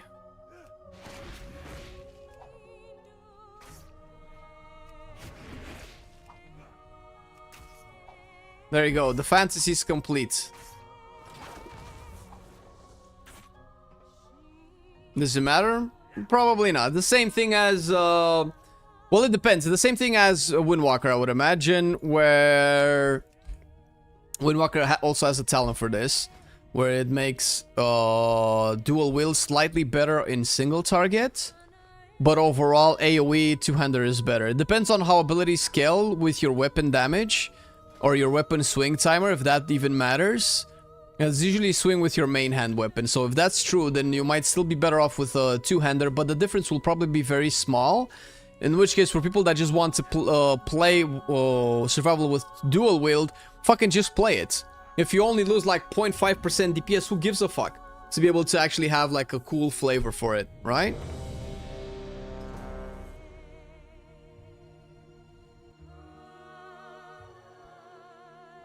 Please scale my weapons. They don't. Oh my god, they don't scale. I mean, I can play with them like this and then just pretend that I'm in a Mythic Plus. Fuck it, we're playing dual wield, boys. Options. Let's put an outline here. Highlight, rather. Highlight. There we go. Yeah, what do you want, guy? I mean, come on, be honest, be honest. If you've loved trolls at any point during your WoW career, you at least at one point wanted to play a guy that looked like this guy. Right? Right? At least at one point. Don't lie to me. Don't lie to me.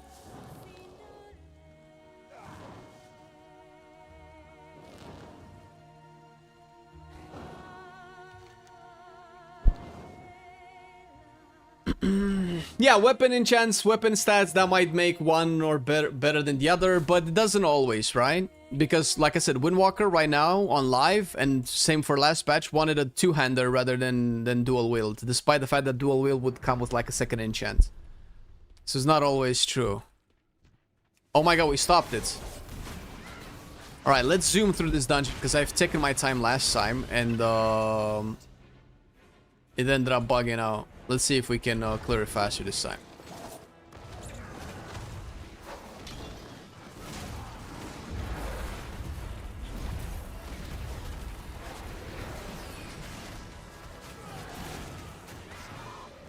Look at that chakram, dude.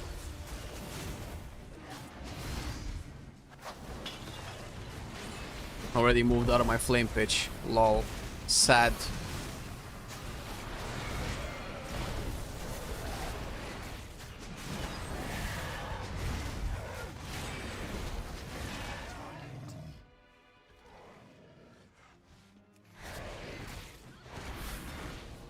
Right.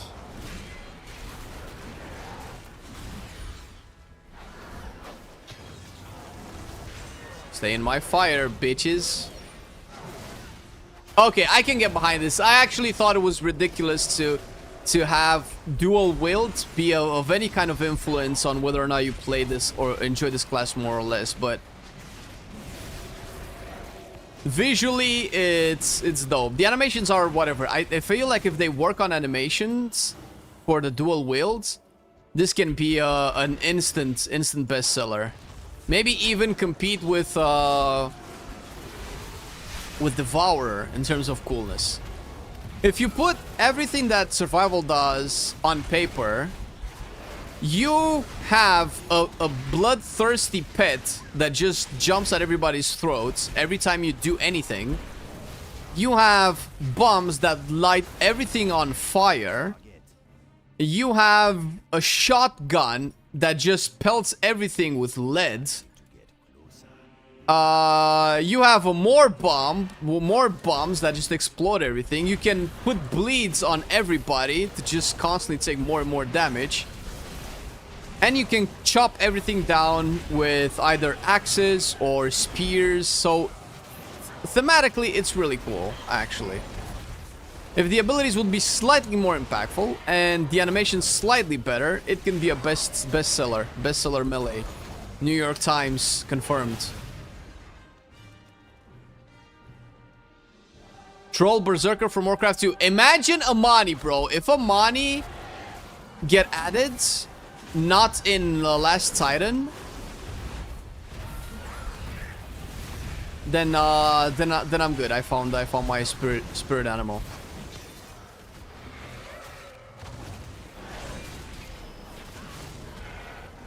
Zul'jin. Yeah, but Zul'jin was an axe thrower, right? So you kind of have to have hatchet toss. I mean, you have hatchet toss already, bro. They just need to make this ability slightly cooler with a better animation. Look, you have hatchet toss. Look, I'm throwing my hatchet. See? It's not that much damage. It is for 500 damage. It's 5 times less than Raptor Strike. But with pack leader, that gets way better.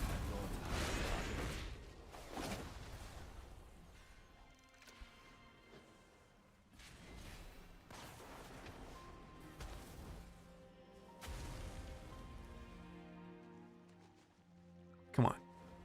Come on, baby. Bite for Papa. There you go.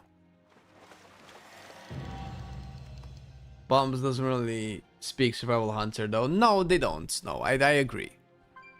But having a character that throws bombs and uses shotguns to blast everything around is cool. The problem that we have is that it's named survival hunter, and it shouldn't be named survival hunter. It should be named something else. If anything, they fit marksmanship more than survival.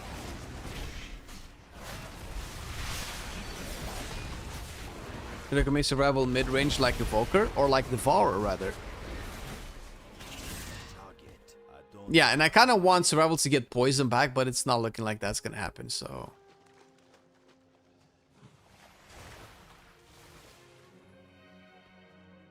Dual wield, yeah, I'm dual wielding right now.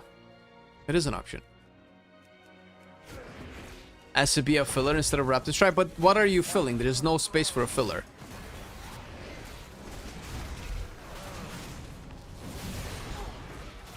Hatchet Toss, Raptor Strike? I don't... Hatchet Toss should be an activatable ability. Or, I don't know, during takedown, Raptor Strike turns into Hatchet Toss, gains 20-yard range, and does more damage to compensate for the fact that you might not be in melee to hit with melee attacks, right? It can do something like that, right?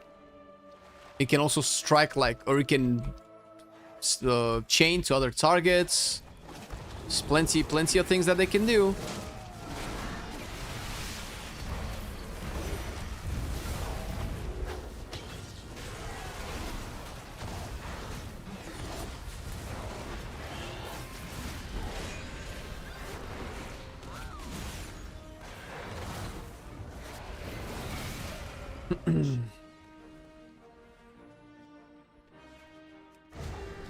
Let's get to that bitch.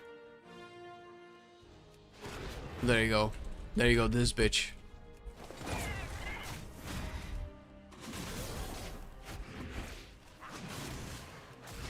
Is gonna charge.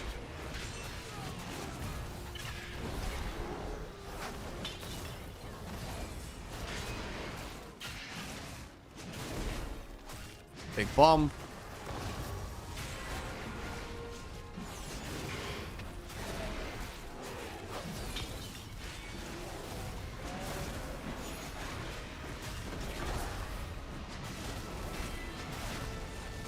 I'm killing cubs.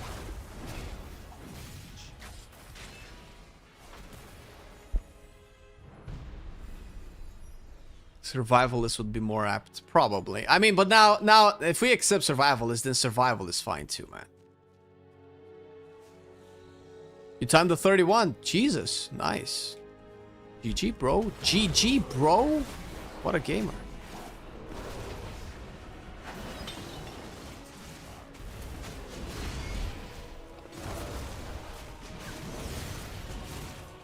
Malfren, Wyvern Sting come back. Ooh. Wyvern Sting, Viper Sting, dude. Scorpion Sting. Don't get me started, man. Don't fucking... Just don't, okay? Just,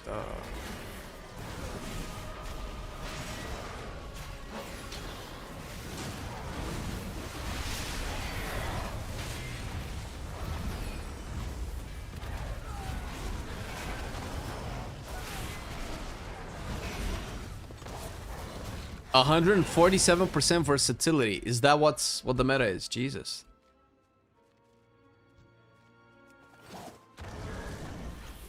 The bombs and also they can call it Vandal. I mean, to be fair, all of these bombs would make more sense for Outlaw. All of this bomb play, right? You're an outlaw. You throw grenades, light things on fire. Hey, listen, at the end of the day, it's whatever. The fantasy of a lot of the classes is a big hit and miss. As long as the spec is fun to play, who cares? And it's kind of fun. It can be so much better. So I don't know. Hopefully the devs will watch our video on it, and if they agree, of course, because you know, sometimes some of the class design is very stubbornly going into a direction until too many people say no, it's shit, and then they're like, oh, fine. Which I feel like Fire Mage is going there very hard. When you put it that way, Can, throwing explosions next to my dog, that's true. The thing is, explosions are cool, and bloodthirsty pets are also cool, but they don't really make a lot of sense put together. But the thing is, it's Pandora's box, man. They already did it. Like, what are they gonna do? Completely change survival to take away all of the explosions? I wouldn't necessarily mind, but it's... We talk about this every goddamn time. You don't like it now when your favorite class loses spells in favor of pruning or more accessibility. How would that be any different for survival?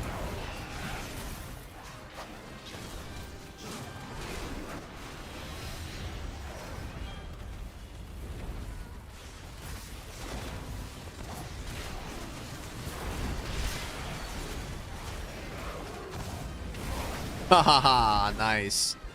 I like the part where I just put the fire down and he went out of it. That was beautiful.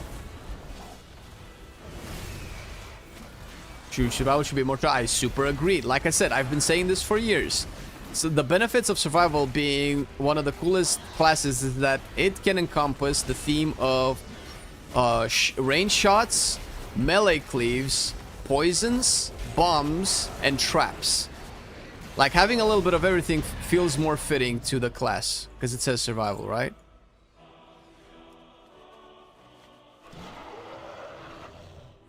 Feels weird having a shotgun attack without a shotgun equipped. That's...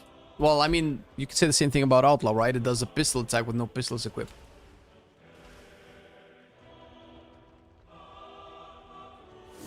I don't know if they put more slots in the table, Licks. Out of everything that you can do on Alpha, maxing out the pet stable slots was not part of my my priority list.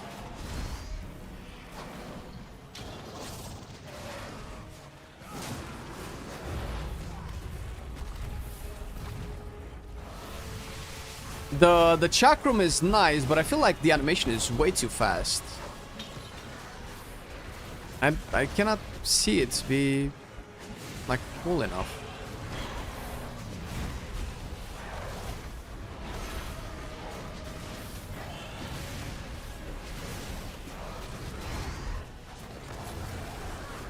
I mean, the tank accidentally constantly chain pulling is not bad. No, stop moving away from my flame pitch! Fuck! Oh, the tank just gets booped all over the place. They could hide explosions behind glyph or a new hero talent focus on engineering. What do you mean hide explosions? Oh, if they would rework it. Sure.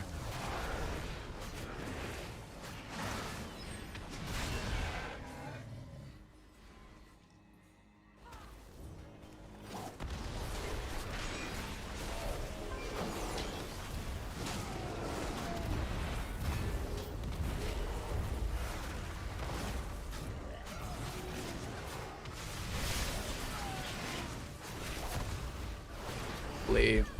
Leave.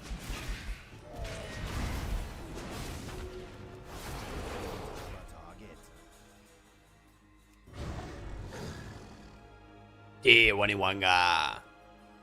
Dustingo. I'm role playing, okay? Listen. Let me role play.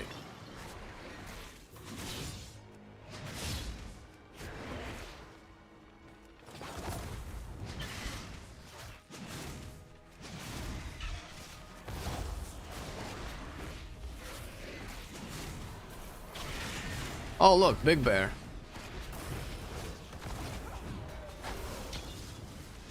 Instantly out of the flame pitch. I'm already feeling the rage build up.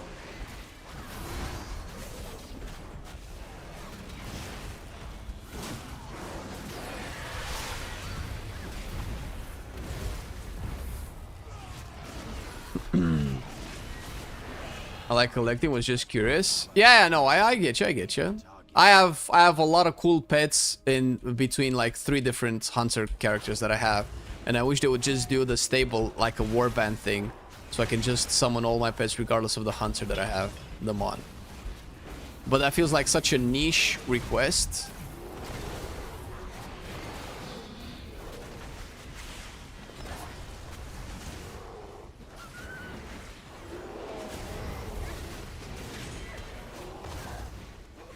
They should swap this flame pet with some ignite on the mobs or something.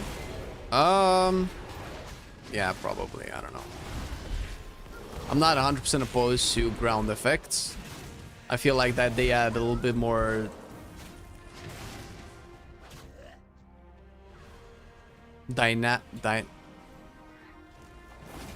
Can dynamic be a noun? Whatever the noun for dynamic is. They make the combat more dynamic. Tank expression, lol.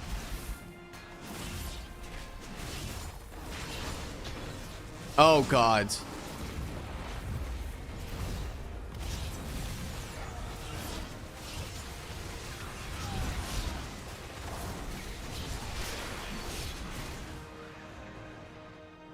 Alright, let's get the next boss.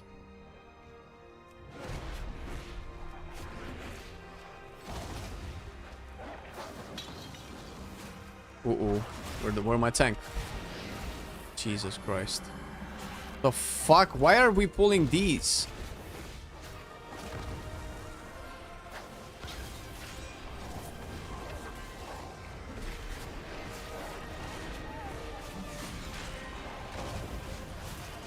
Oh, bro, having wildfire bombs have an increased cooldown and not enough resets feels so much better. It feels like it actually matters every time I press wildfire bomb.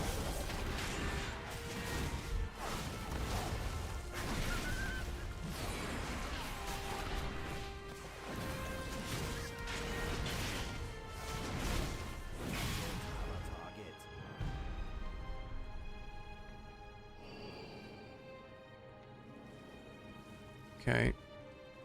Curious how this will all translate into M+.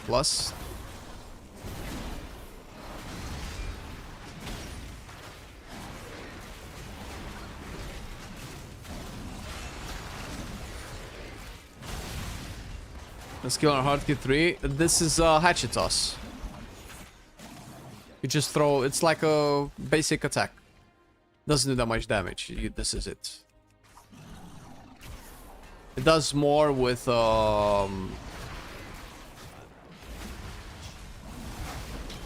it does more with pack leader.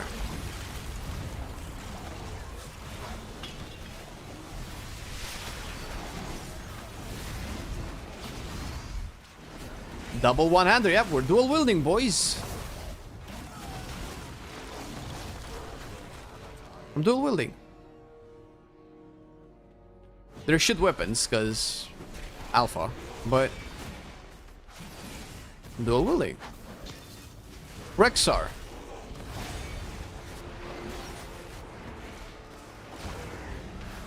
Yeah, kind of like throw weapon. It's a little bit better than throw weapon, but not worth pressing. Let's say if you're out of range, like, oh my god, I cannot get to that guy. You just throw a hatchet toss.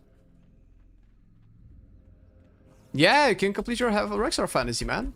It's here. They listens.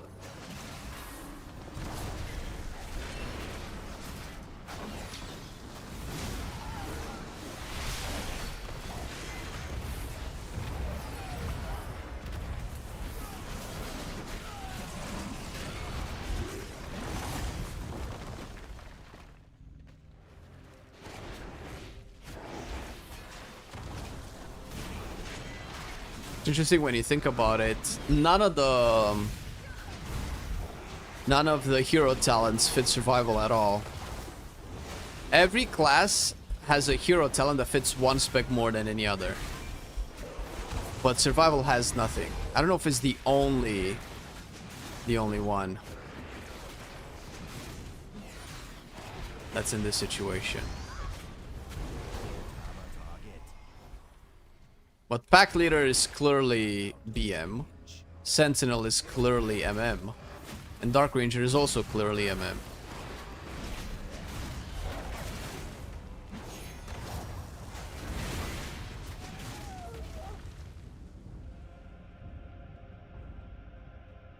Year of the Spear or Year of the Axis, dude? How about Year of the Axis, hmm?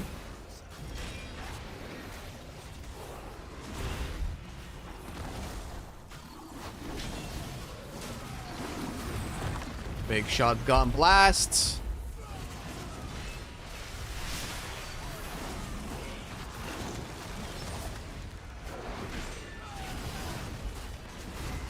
This is dual wield survival, yeah. Better defense than any other rogue talents. Shit. Yeah, well, you got me there. That's true. The new dungeons are awesome. Yeah, look at this, man. Look how cool this is, dude. This is basically, this happens in a dream. You're like in a spirit world type thing.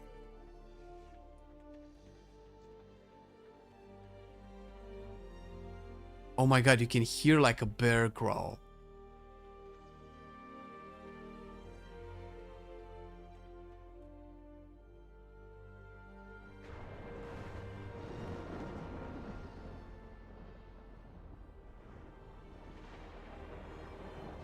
You guys hearing this?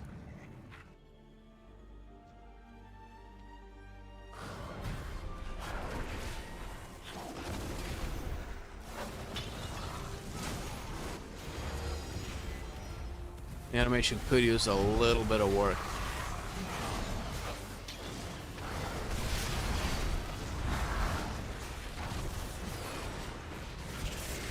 I need to kill this.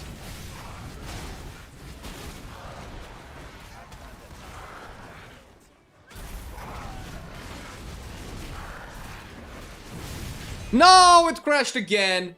Again at the same time, dude. Okay, now it's official. Fuck, I can't believe I was actually able to clear this with Elemental. And now it's crashing consistently at this boss. Damn it. Fuck, dude.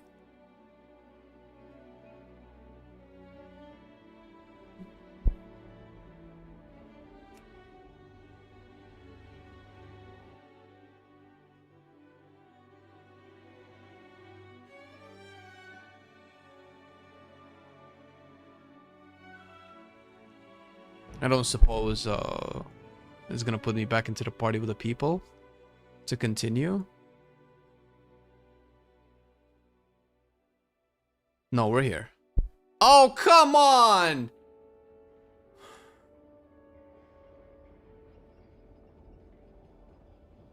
So somehow last time we did this with the other hunter, or no, with the warrior, it ported us at the beginning, which is kind of what's gonna happen.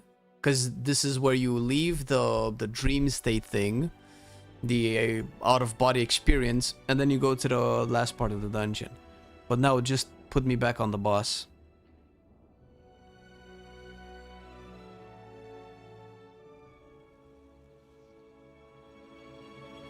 Okay. Come on. Come on. Port me past it. Port me past it. No! Give it to me! The dungeon. Fuck. Alright. Alright, I think we're cooked. I think this is it. Alright. Oh, fucking shit. Okay. Well, we have tested the survival as well. Do we do one more?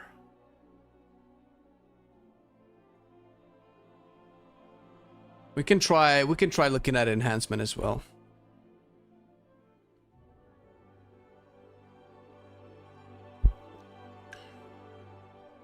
They could have made a hero talent about explosives, explosive shot, traps like all survival hunter, but no, we are working in an owlry.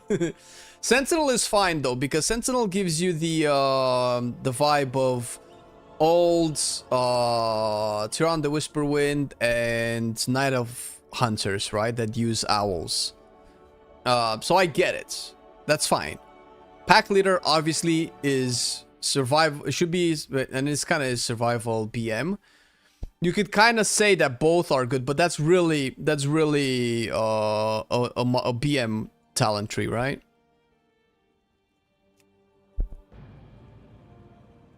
What classes give you most copium?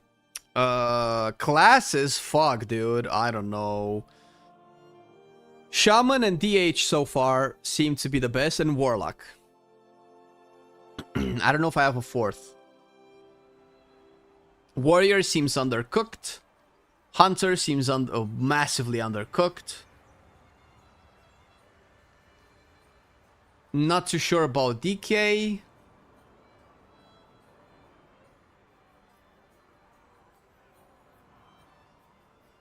Yeah, I don't know. And I haven't tested much of everything else. Mage? Well, Arcane rework is really interesting. Frost rework is really cool.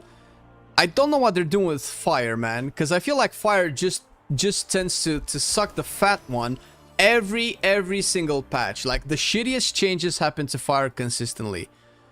And I haven't heard of a single Fire mage say, I like these changes. Fire used to be the highest skill cap mage spec, and the Blizzard said, nah, let's actually make it the opposite, so that everybody who likes modern version of Fire Mage can go suck a fat one. I don't know, bro. Don't ask me about Fire Mage, please. I don't want to rant. Alright, let's check out enhancements as well. We need to get as many melee done as possible, because we're kind of going slowly through these lately, so... Okay, so for anybody that wanted to see survival, because the Fury testing is over. Here's my overall survival thoughts. Maybe I should actually put them on paper, because I'm gonna have to write about them anyway.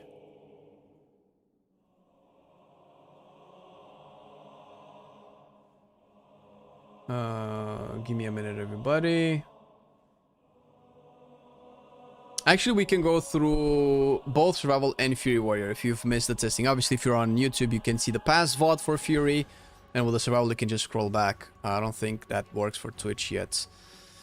Let's see. So, Alpha. The fuck?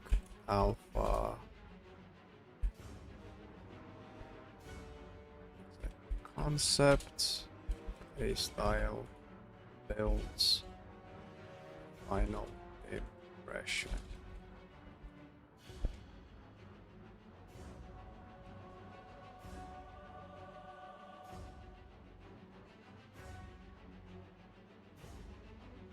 Make a copy. Alpha. Survive. Okay.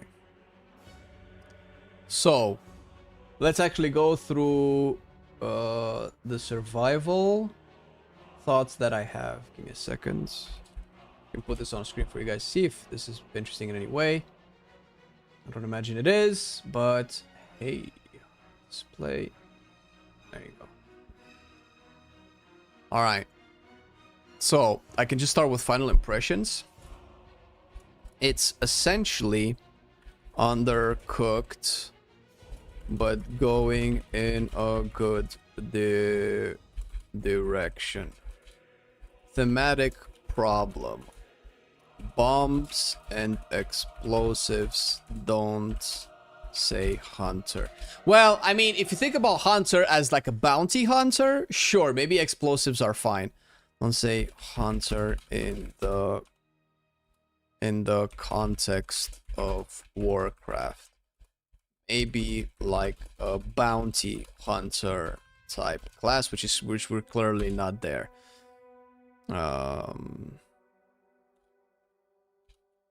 Okay.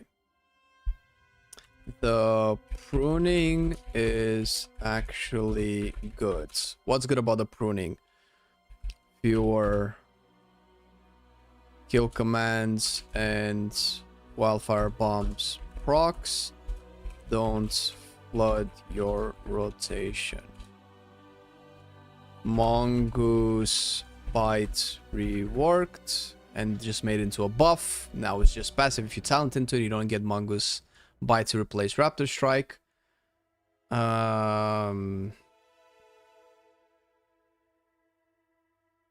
What else did they take?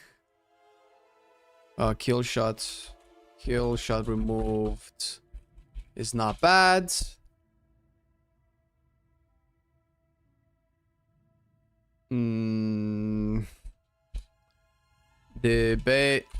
Debatable good pruning. The loss of butchery is debatable. The loss of, for me, Serpent Sting is debatable.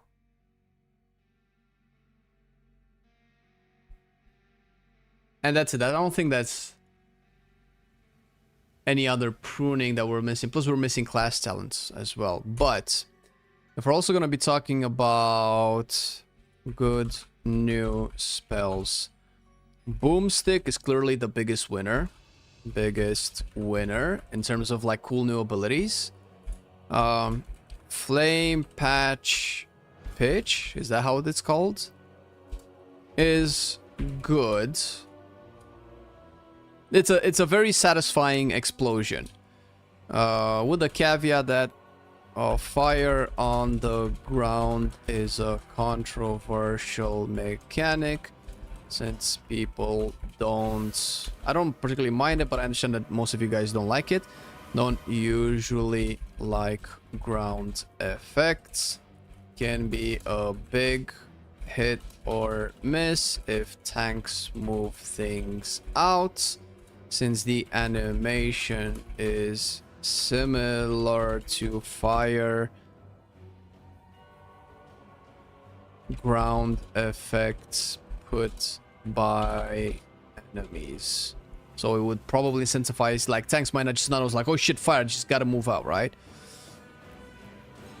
Big loss if enemies move out, since the ability is on CD and the damage is soft capped at 8 targets, which is almost uncapped AoE. So that's a big portion of your damage that you lose.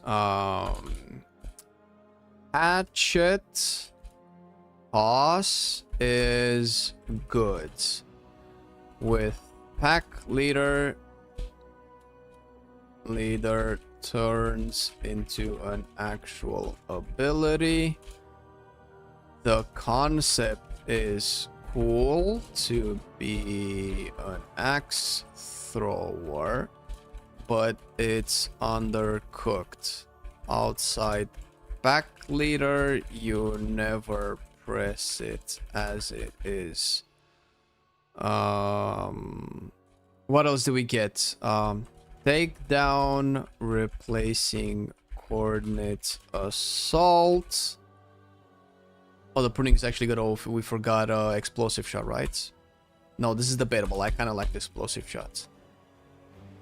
Explosive shots matches more with the current theme of fire and bombs, more so than any other hunter spec. So confused as to why it was deleted. If there was any time where explosive shot would make more sense, it would probably be now. You can rewind on Twitch these days if you are sub to the channel. Oh shit, that is how it works. That's true. Also, Boomstick biggest winner replaces Fury of the Eagle.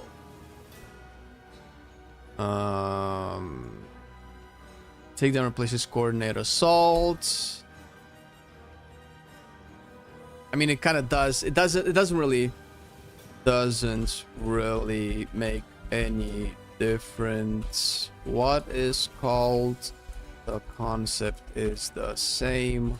You leap with your pet on a targets, and you F them up. Yeah, I don't know what else to say. It's like, this could have just as been coordinate assault and nothing would have changed. It's whatever. Tip of the spear change. Yeah, that's true. That's actually good pruning. People didn't seem to resonate with it as much. I don't really care. And the tip of the spear just made the spec, I feel, actually need a lot of procs and resets on kill command. Tip of the spear mechanic gone. Now just a raptor strike buff. So we can see that that's kind of good pruning.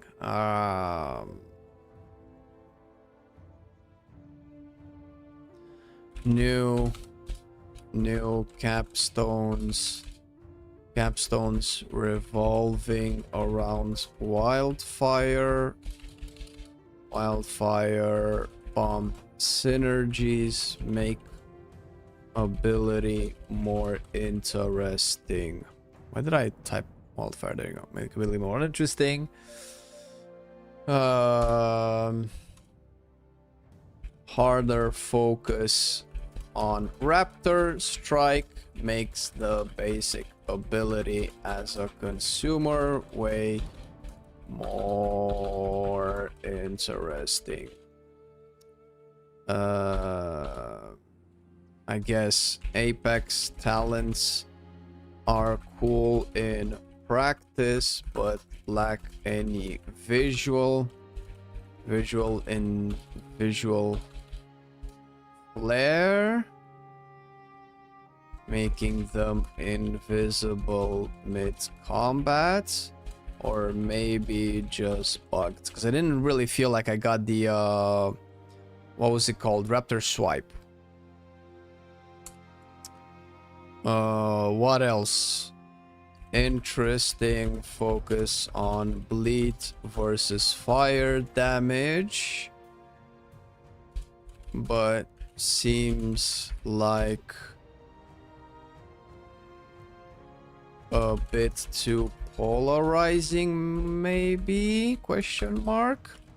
First of all, since bleed damage increased only for pack leader,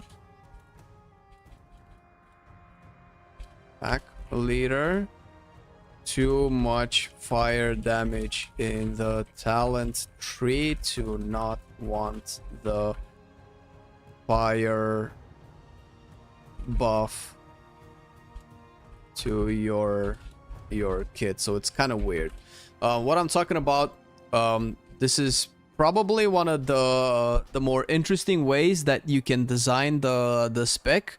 Whenever you can have choices of not fantasy, flavor, class, spec expression. So it's basically the talent node that has the icon of the old wildfire bomb colored bombs, and one of them just increases your entire fire damage by 15%, which is really great because you have like 2/3 of your capstones are all fired. Oh shit.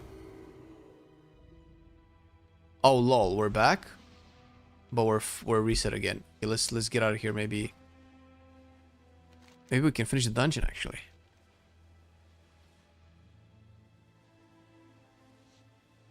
Okay, now I can actually talk about the things. So let me just... So it doesn't even matter if I save my UI settings. Every time this happens, I just lose all of them again. This is so annoying. I have to do this every time again. Alright, fucking alpha. Alright, so what I'm talking about is this. So Flame Break is all fire damage increased by 15%, which is 100% something that you want, especially if you go Flame Fang pitch, not Flame Patch pitch, whatever. And of course, if you go Sticky Bombs as well, so 2/3 of the capstones are here. Also, maybe Wildfire Shells as well, so this helps all of this as well. However, the alternative is Wildfire Bomb's periodic effect is now a bleed, considering how many talents can increase the damage of Wildfire Bomb. Turning that all into bleed works great with this talent and pack leaders this talent, because you can get up to about 36% extra bleed damage, which can be really good, especially with Outland Venom. However, if you do go for bleed, then it feels bad going for Flame Fang pitch, because it's gonna do 15% less damage because you're not taking Flame Break. So are you still gonna go there? Is the damage that you gain so good that you take it even if you don't get the 15% extra damage? Then having the choice of these two will make it just weirder, because okay, well, if this is that good that you want it even without the 15% fire damage, then this is pretty much locked in, right? Thankfully, Boomstick does physical damage, so none of these apply to it, so you can just have Boomstick no matter what. But these are also kind of seemingly locked behind the fire damage bonus, because you do more fire damage, and we're talking about scaling and buffing, right? Oh, and one last thing that I wanted to mention, although we can talk about Wallop and stuff, but it's basically Strike as one. I guess maybe this is the replacement of Tip of the Spear, which is a passive mechanic that synergizes with how you're pressing abilities. Strike as one and 2 against many seem like it can be a core fantasy of survival and can do a lot of tuning around it. So long as it doesn't make 17,000 little procs, but it's actually just one proc that gets buffed based off of how you go through the tree. This is kind of cool. So last, what I wanted to point out is good new spells. Strike as one and 2 against many gives a more interesting approach to pet combat as survival, while keeping it passive, untrackable, mostly in the sense that you don't really need to track anything. This just does AoE target, AoE damage. Wait a minute. Strike as one. There was another... Oh my god, see, okay, here's what's gonna happen. Why do these light up? Do they have anything planned for these nodes for strike as one? So we could see some added talents here for some reason. All right, that's interesting. And we also have this and bloody claws. Strike as one, bloody claws. Keep it passive, untrackable, and responsive to your rotation, since it scales with Mongoose Fury and also has AoE applications, and only works when you use abilities. It doesn't just like randomly happen, although I guess it kind of still happens, because yeah, I guess the more abilities you press, the more damage this does, but so does every other damage part of your kit. So I don't know. Maybe I'm coping too much saying that this is interesting because it requires you to do things. Lethal calibration. Where is it? Wild. Changes make ability more interesting. Lethal calibration is the single best talent to make wildfire bomb not feel like a filler ability that you throw whenever it is available. Makes maintaining the dot more interesting outside. It does more damage, I guess, but everything really does more damage. Okay.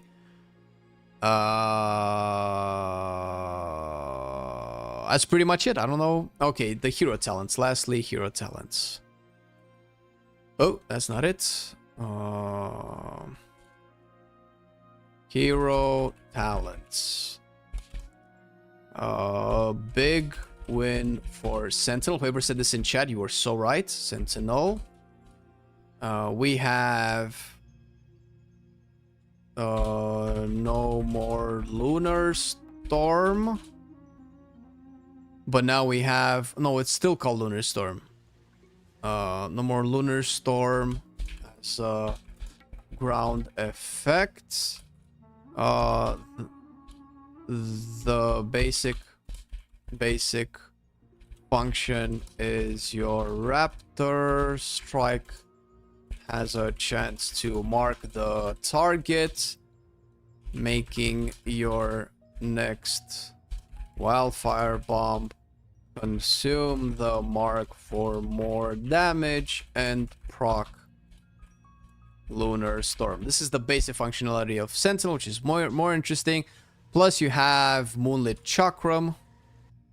Moonlight Chakram. Chakram is a much better way of the old much better implementation of the old Chakram ability that we lost in Dragonflight, I think. Right, because we still had it in Shadowlands. Chakram ability. Other than that, I don't know if there was particularly anything else interesting here. Oh, this is interesting. Conditioning and Scout's Vigil.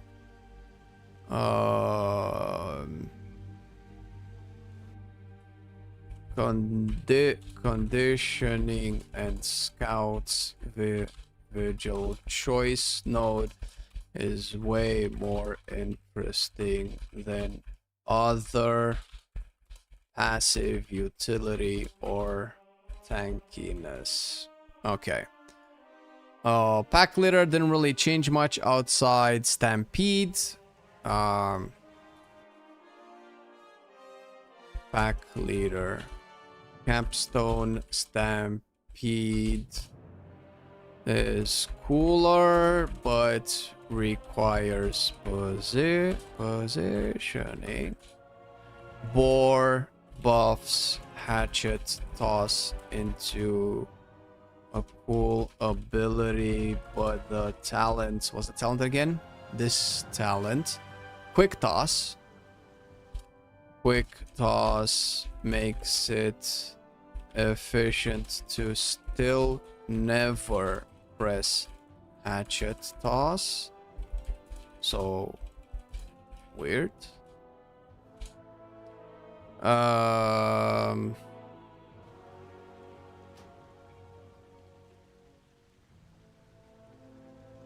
don't think there's anything else worth talking about here. Everything else is just pure passive. No mercy.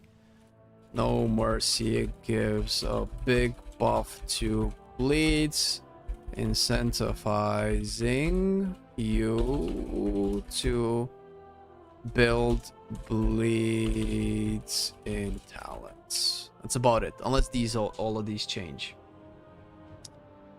It wasn't it was a Necrolord, but we had it before Necrolords. So we had a Chakram before we went to Shadowlands. Then it got changed into, then it got taken away, I think somewhere in BFA maybe, or taken away in Shadowlands and then remade it into the Necrolord ability, which was very lazy because haha, you don't have this ability, but we're gonna give it through a new system that comes in this expansion, so you essentially get nothing because you get what you already had, but it's no longer there because we're giving it to you through a different source. Bullshit. Alright, I think this is it. This is pretty much everything about survival that I wanted to say. Let's actually finish this dungeon. 10,000 notifications. I'm good. Let's boogie. Yeah, don't worry, Lix. Your boy has you. We've been doing the class guy. I've had a close eye on survival for a long time, obviously, because it's been a spec that I've enjoyed for years. Until Dragonflight, of course. Actually, no, until Sepulchre, whenever they made it deranged with a tier set. And they created a new, very dangerous player base that just liked spamming bombs. And for anybody that has a problem and they criticize survival for being very bomb-centric, I will need to remind you that the tier set in Sepulchre, the first tier set that we've had in 2 expansions, was basically survival's bombs get reset a lot and they did just do more damage. That was it. That was everything that tier set did, and everybody lost their collective minds, not because that was fun gameplay, but because it was just doing a lot of damage. It was not interesting. You're just spamming one button, and ever since then, all of the survivor player base wanted more bombs, more bombs, more bomb damage. Give me more bomb damage. And now here you are, the average hunter player that might want some actual depth and interesting design for your survival, saying that bombs suck. So it's you against the rest of the people. And you lost because we now have even more bombs. Look at this. That's a bomb. Ka-ching. Oh my god, I fucked up.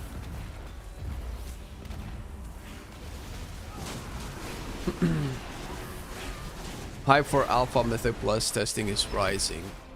Yeah. Well, all of this is nice on paper because all we're doing right now is just checking everything on paper. Once we have actual Mythic Plus, but even with Mythic Plus is going to be weird because the balance will be all over the place and everybody is gonna lose their mind about whatever spec ends up being. Quote me here, by the way. You can even clip this. People are gonna lose their mind at the beginning of Alpha whenever there's Spec X that deals the most amount of damage. Like, oh my god, meta? New meta spec, and that's 100% gonna get nerfed, as it does with every Alpha and Beta tests. And it will become absolutely dog shit by the time the game releases. This happens every time. In every Alpha, every Beta, and every PTR cycle. Whichever spec ends up being the biggest DPSer at the beginning of the cycle ends up being nerfed first, and nerfed so much where it just becomes a mediocre DPS. Every time.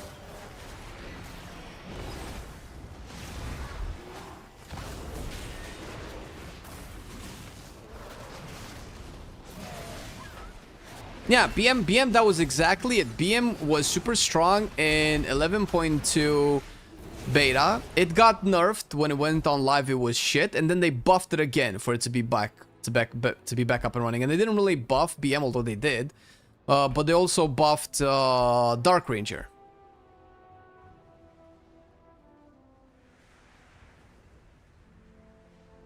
But it was true, for instance, with Fire Mage. At the beginning of the War Within, it was the most degenerate DPS spec in the game, and they nerfed it, and it hasn't... That was a worse example. It hasn't seen the light of day the whole expansion. The spec was dead the entire expansion. Can you write feedback about name, please? To implement option for only last name, please. I mean, sure. But you can get into beta and write that feedback yourself, no? At one point, beta is going to be available for everybody.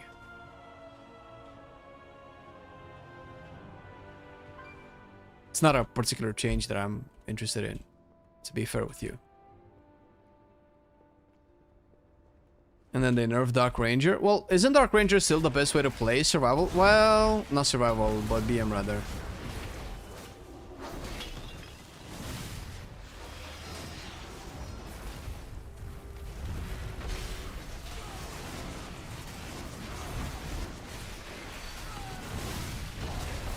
What is this defensive stance? Am I doing damage? I am doing damage.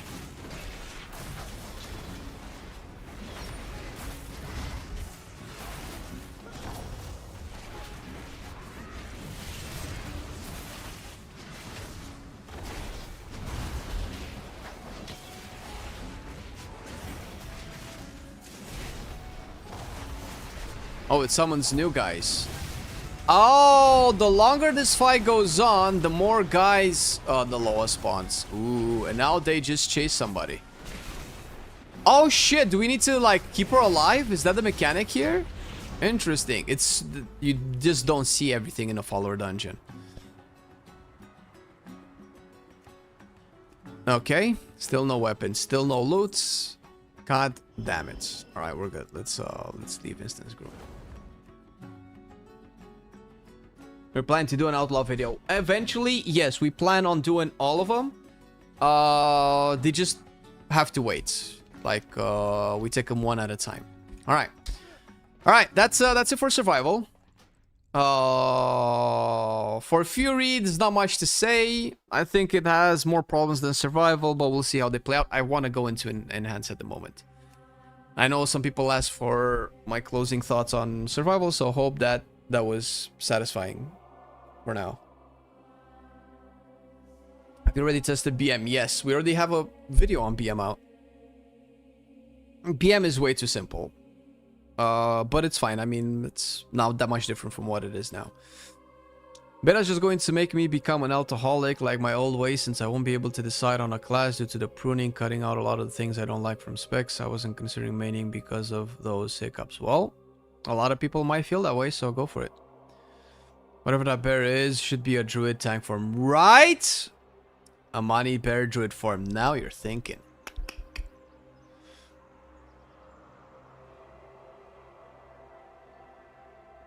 Oh, for now I'm into survival and shadow fantasy. Go for it, man.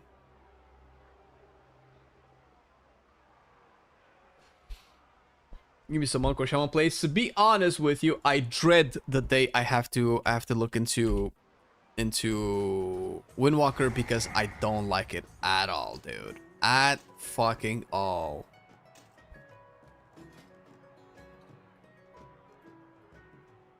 Whatever they did to Windwalker, it killed my desire to play the spec. Now, I could be wrong. I could actually change my mind. It's unlikely, but I could.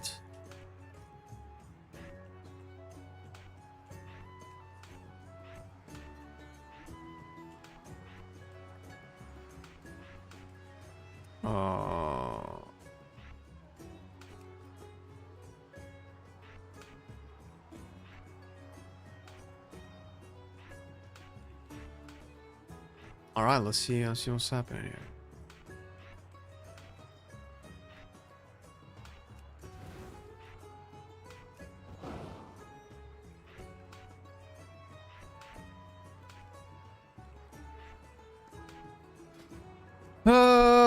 What do we got? What do we do? We still have missing talents. There's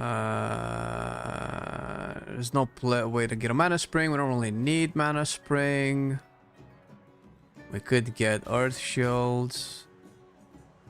Increase the number of our shields. We don't really have a reason to press Frost Shock outside of its utility. Clan spirits, whatever. Fuck, what do you even get us in? It's like, this seems so empty. Can take Gust of Wind. Do we still have Feral Lunge baseline?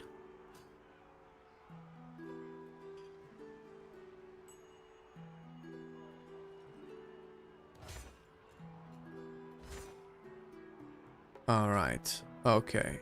Let me take a look at my buttons here. Can do this. Perfect. Earth Elemental. Bloodlust. Frost Shock. Feral Lunge, yes, will take place. Oh shit. We're out of buttons, boys. It's over. No more buttons. Pruned. Wait. Why do I not have Sunring on my bars?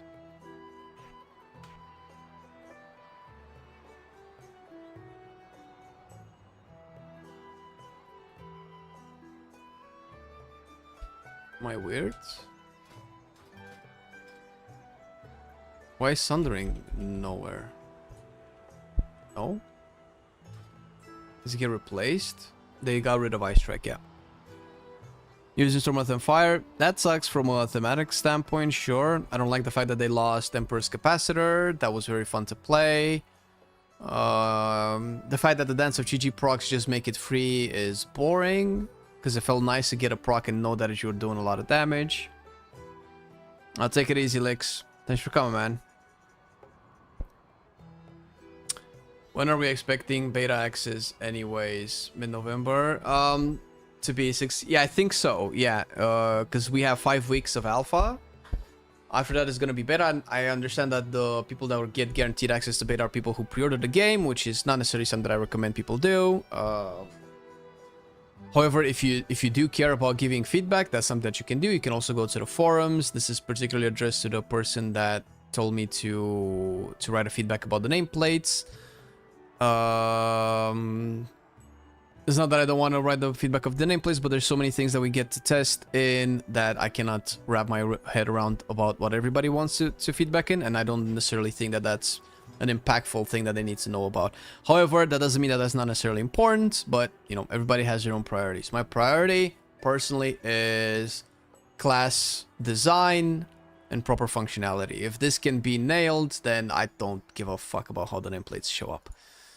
Personally, ooh. Okay, what do we do first? Should we do Totemic? These are the new talents. Okay, let's see if anything fundamentally changed with Totemic. Summons a totem at the location that creates a tremor immediately and every 5.3 seconds. Okay. This doesn't replace anything for enhancement. Bro, but where's my Sunring, dude? Am I bugged? Or is it just not? Let me just put shit in, bro.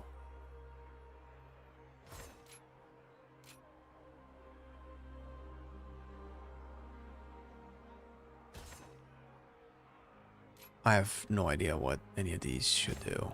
Alright, we're good. Maybe it just wasn't talented in the build that I was in. So should put it on my bars now. There you go. Yeah, have it. And we get buttons, baby! Woo!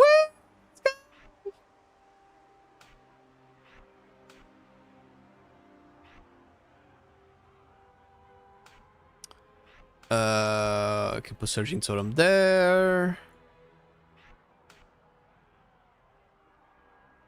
Well, shit. We can do this, I think. Can put some totems here, bro. Some actual totems.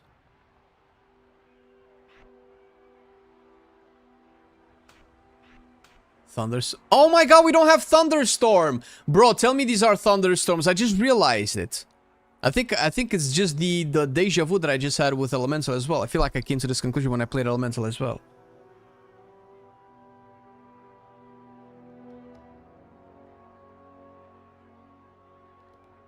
Alright. Okay. Let's see if the core fundamentals of totemic changed. Surging Totem just does shit. Alright. Lightning Bolt, Chain Lightning, and Elemental Blast. Elemental Blast. Oops. We don't have Elemental Blast anymore. Lava Lash is there replacing what Lava Burst would be, I would imagine. And we start with it. Lightning Bolt, Chain Lightning, and Elemental Blast has a chance to unleash a Surging Bolt at your Surging Totem, increasing the totem's damage by 10%, and then redirecting the bolt to your target for nature damage. Okay. Increase the size and radius of your totems by 15%, and the health of your totems. Alright. Successfully removing a harmful effect with Tremor Totem, or Poison Cleansing Totem, or controlling an enemy with Capacitor Totem, or Earth Grab Totem, reduces the cooldown of the totems used by 5 seconds. Cannot occur more than once every 20 seconds per totem. Alright. So you cannot mass root Earth Grab and then just have it back. Or with Poison Cleansing Totem, this can only happen once.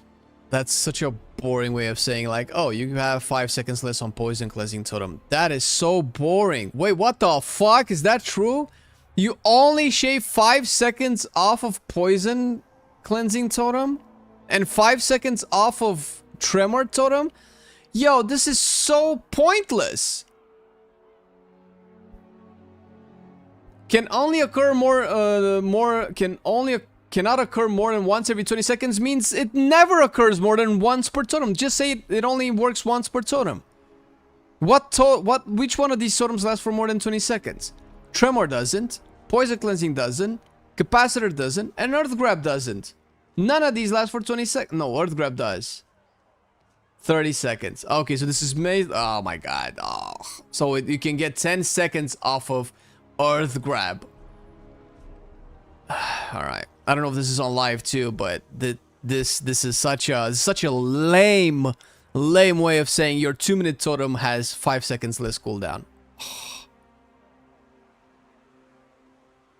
Oh, did I say Fire Blast? Alright. Thunder Blast is... Thunderstorm is baseline? Wait. What? Alright, when you see Thunderstorm, you let me know. Ain't seeing no Thunderstorm, bro.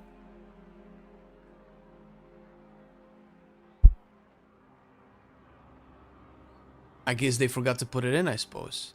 Unless it's just elemental. But it's not, is it? Is it?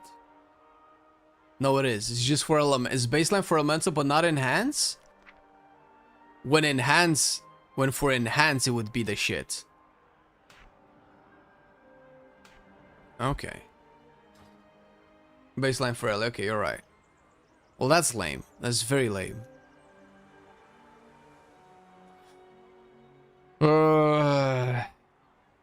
Because it's a melee ability, right? I guess it was always an elemental spell before it became a shaman spell, right? So...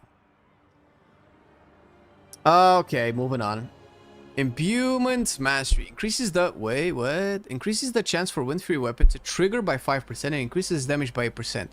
When Flame Tongue weapon triggers from Wind Fury weapon attacks, it has a chance to gather a whirl of flame around the target, dealing 300% of its damage to all nearby enemies. But that's still like no damage, right? Flame Tongue weapon does 50 damage. What the fuck? That's nothing. Alright. Surging Totem deals 50% more damage while Ascendance or Healing Tide Totem is active. Surging Totem is active, your damage and healing then is increased by 3%. If you have a totem active, your totem grants you a shield absorbing damage. Alright. Increase the damage of Surging Totem. Increase the critical strike chance of Flame Tongue weapon to 75% and its critical strike damage by 100%. But this is like nothing. Am I missing something? Flame Tongue weapon does absolutely nothing. It does 56 times less damage than a Storm Strike. So you multiply Flame Tongue weapon by 56 times and you get one Storm Strike. What is 100% more damage gonna do? It needs to be 5,400%. Never mind. Alright. Moving on. Lively totems. Lava Lash has a chance to summon a searing totem to hurl searing bolts that deal 700 fire damage to a nearby enemy. Wow. Lava Lash and Voltaic Blaze cause your searing totems to shoot a searing volley at up to 5 enemies for 1000 fire damage. Okay, that starts to become relevant. But 700 damage is, well, whatever. While Hot Hand is active, Lava Lash shatters the earth, causing a sundering at... What?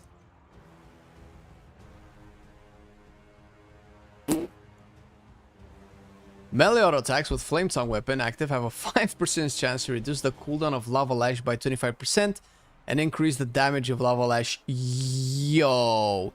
I mean, this effect is cool as fuck, but you have a 5% chance to absolutely explode the earth. Every Lava Lash causes a sundering. Is this on live too? Let me double check. Wowhead palette. It is on live. Is it the exact same? Oh shit. Okay. This sounds so strong though. Reactivity. While Hot Hand is active, Lava Lash shatters the earth, causing a sundering. Oh, it's at 50% effectiveness. Okay. This is 80% effectiveness. I mean, it's whatever. It's all numbers. They can just tune them. Okay, never mind. Holy shit. I just realized how cool this is. I've never realized it before. Increases the critical strike chance of your Shearing Totem attacks by 15% and its critical strike damage by 30%. Casting Sundering within 40 yards of your Surging Totem causes it to create a tremor at 125% effectiveness at the target area. Is this also on live? Yes, but it's worse. This is stronger. Alright. Okay. So I'm discovering these sounds for the first time somehow. Lava Lash damage increased by 10%. Each stack of Maelstrom weapon consumed increases the duration of an active Hot Hand by 0.20 seconds. So let's say if you do 10 Maelstrom, it's 2 seconds. Okay. Totemic momentum. This is cool. So, because wasn't there a point in Totemic where you would just spam Lava Lash and not consume Maelstrom weapon? Wasn't that how it was? When you got Hot Hand, you just ignore Maelstrom weapon? You need to skill Hot Hands clearly, right? Because you have to have Hot Hands for these to work. Although, I don't know why it doesn't come off red because I don't have it skilled. Okay, Masteries, whatever. After casting Surging Totem, your next Lava Lash casts again at around 50% effectiveness. Surge Catalyst. That's fine.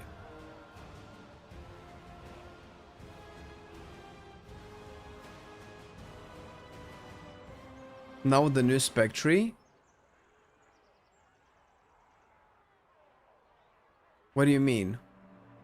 You have to take Hot Hands. You don't get Hot Hand baseline.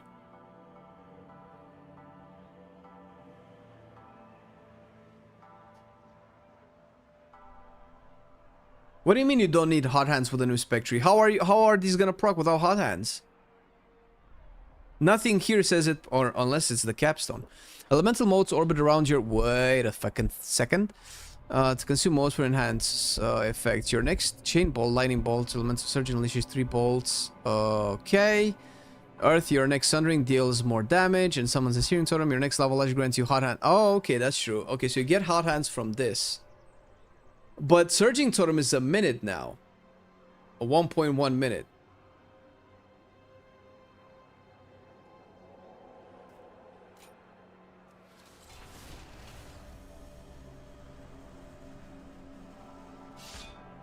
Bro, how can they make a capstone saying your totems have 5 seconds less cooldown?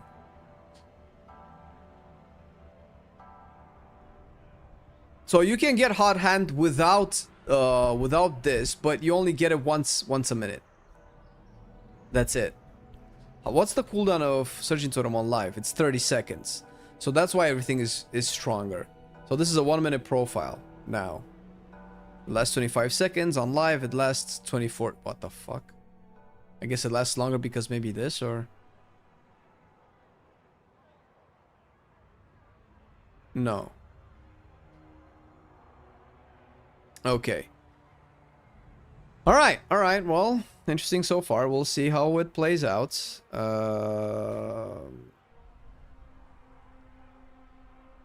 Flame Tongue, Wind Fury, Crash Lightning.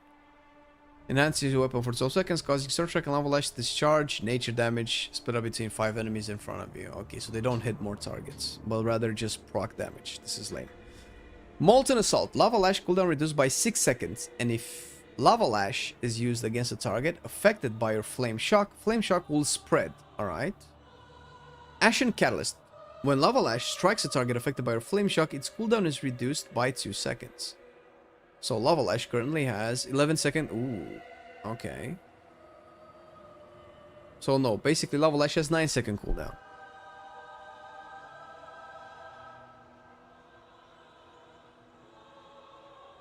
I'm missing something here.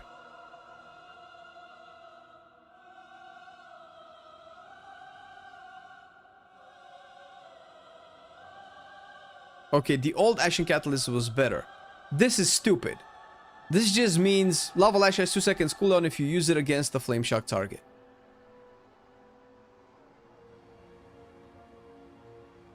Am I crazy or is this so bad?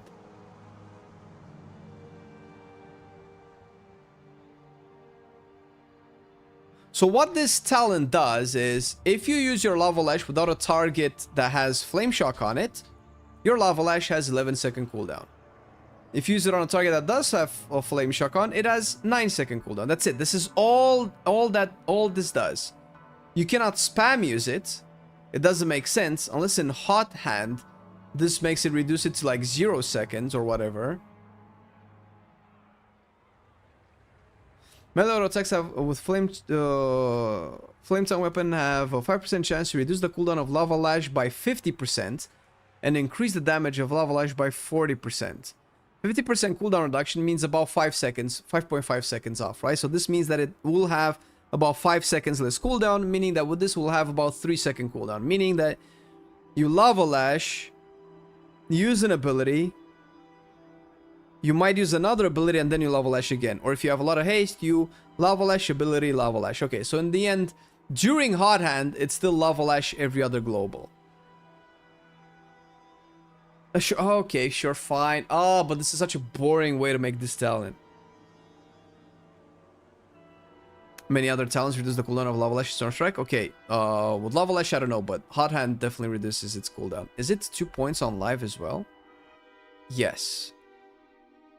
Okay, they baked more cooldown reduction. They baked less cooldown reduction into Hot Hand in Midnight than it is on live.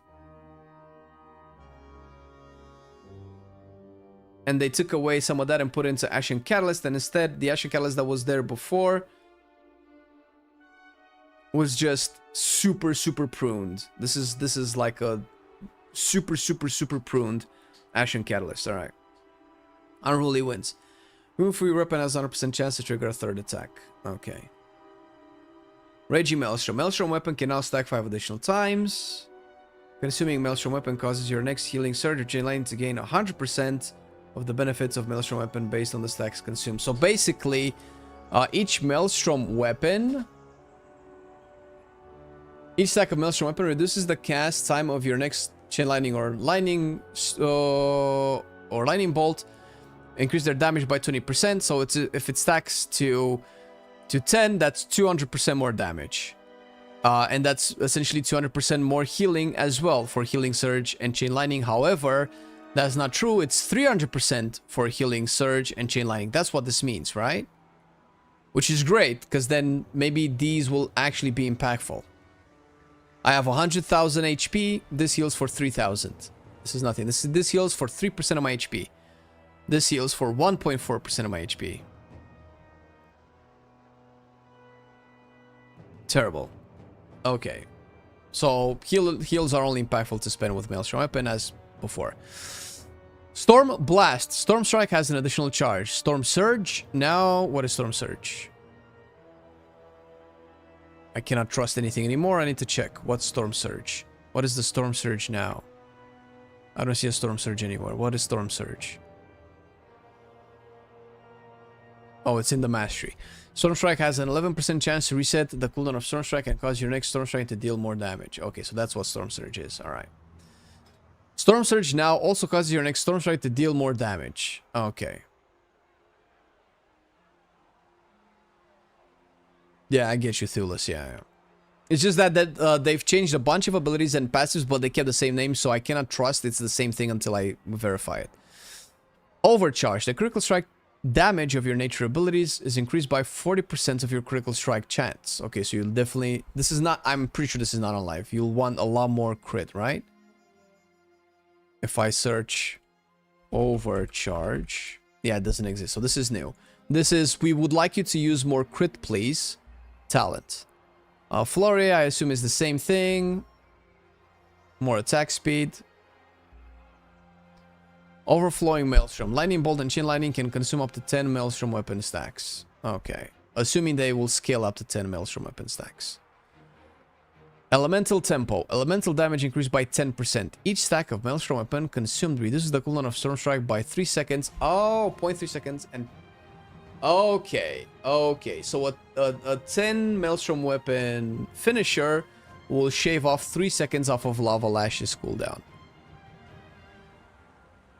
Okay, do we have Elemental Tempo on live?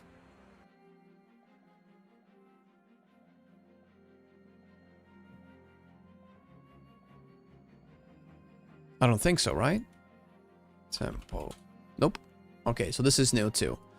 Okay. This is interesting. Storm's Wrath. Increase the chance for mastery enhance elements to trigger Wind Fury and Storm Surge by 150%. Alright, cool. Cool.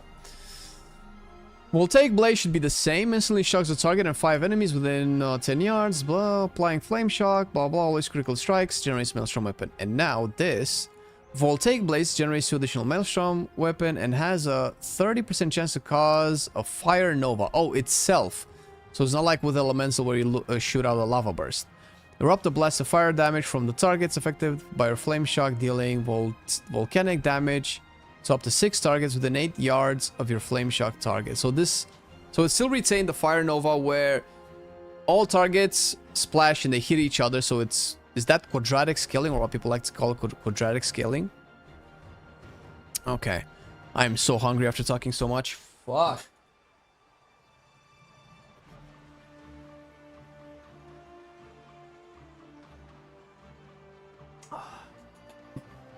Alright.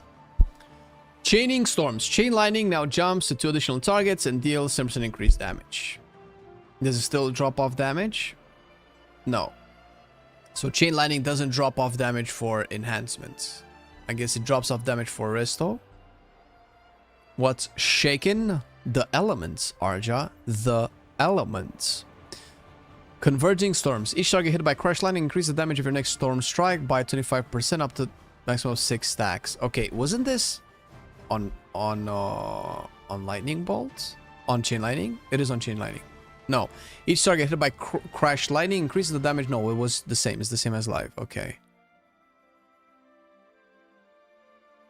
Okay. Okay, so this is the same. Storm Strike has 20% chance to strike the target an additional time for 40% of the normal damage. This effect can chain off of itself. Okay. Nice survival is the best. Best survival. Storm Bind. I think this is new. Critical strikes of your nature abilities reduce the target's movement speed. Oh, okay, cool. You're never taking this, lol. What the fuck? This is as dead of a talent as I've ever seen in my entire life. At no point out of all of these DPS nodes will you ever take this. Next. Each active weapon imbue increases all fire, frost, and nature damage by 5%. Why frost? There's no more frost damage. There's no ice strike. There's no hailstorm. Hailstorm. I guess this is leftover legacy effect. Okay, we read the Fire Nova. Lashing Flames. Lava Lash and Sun Ring increase the damage of Flame Shock on his target by 100% for 20 seconds. That's dope, actually. Oh, doesn't this mean I have to tap target Lava Lash again?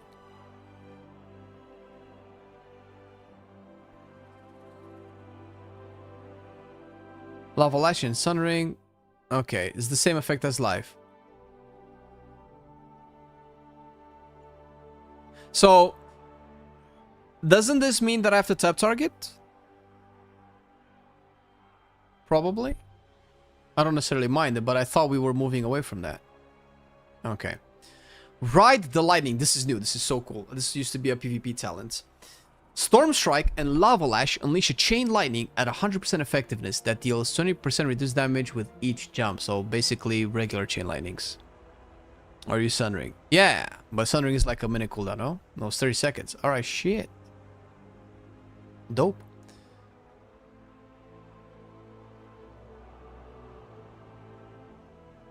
Okay. Lightning Strikes. Consuming 10 stacks of Maelstrom Weapon increases the damage of your next Storm Strike or Lava Lash by 25% and causes them to generate a stack of Maelstrom Weapon. Okay, so you never not consume at 10. You're better off risking over generating Maelstrom Weapon. Then is this the same as live? Oh my god, am I discovering Enhancement? What the fuck? I feel like we have this on live.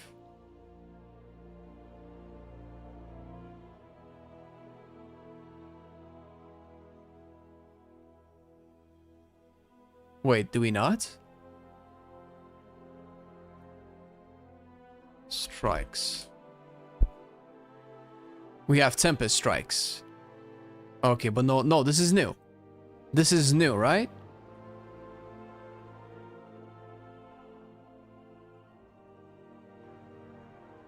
And Thorim's Invocation is there. I'm wall tabbing right now on WoW heads. I mean, I guess I can put this on screen, right? It's not like it's a secret. So... Lightning Strikes is new, and this is actually cool. Consuming 10 stacks of Maelstrom Weapon, you buff up your next Storm Strike or Lava Lash. So this is just a play your rotation properly for the most damage talent. Before it automatically granted a Maelstrom stack. Wait, but we don't have this on live. Am I crazy? Which one is it?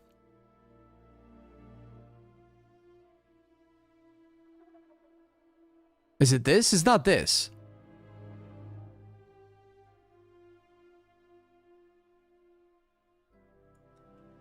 Consuming. Let's see what consuming means.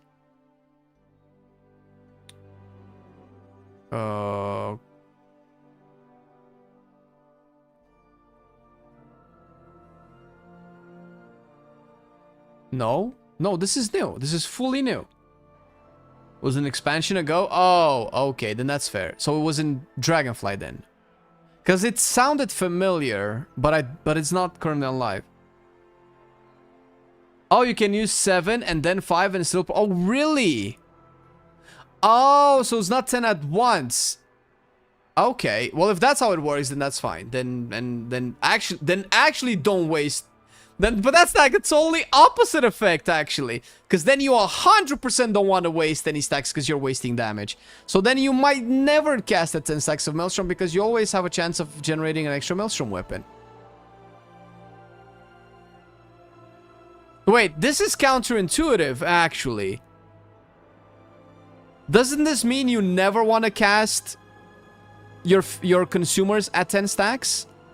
Because in the GCD span of you casting that consumer, you can generate at least one more Maelstrom weapon that will go to waste. Or am I crazy? Alright.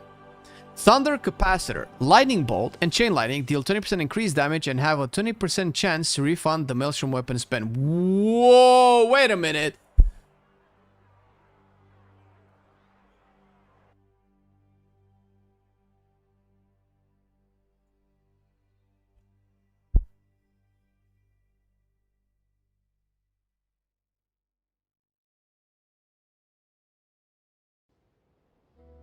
It's this. Okay, so it's this. It's static accumulation. I knew I had that before. Okay, so this was broken up. This was broken up into two talents. It retained the current static accumulation just has the Maelstrom weapon generation, and the first part is a capstone. All right. Sure. I mean, this is cool enough as a capstone on its own. It's like Legacy of the Frost Witch, but it's... Is it?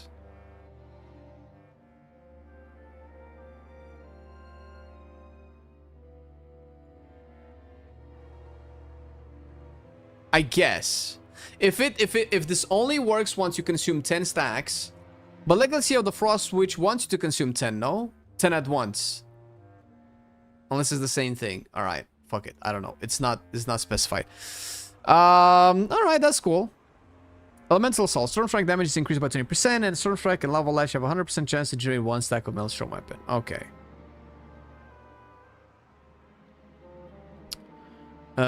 During Doom Winds or Ascendant, you generate 2 Maelstrom Weapon stacks every 1 second. This is the most depressing thing. Casting Sundering summons 1 Fire Feral Spirit, and Doom Wind summons 1 Nature Feral Spirit for 8 seconds. An Elemental Spirit Wolf infused with Fire or Nature Magic, granting the summoner with 5% increased Fire or Nature damage and 5% physical damage for 8 seconds. I mean, it's just... This is just a buff that now shows up as a dog. That's it. This is all this is. I assume this is unchanged. Doom Winds and Deeply Rooted Elements last 2 seconds longer, and the cooldown of Ascendance is reduced by 60 seconds. Wait a minute. This is additionally new. Okay.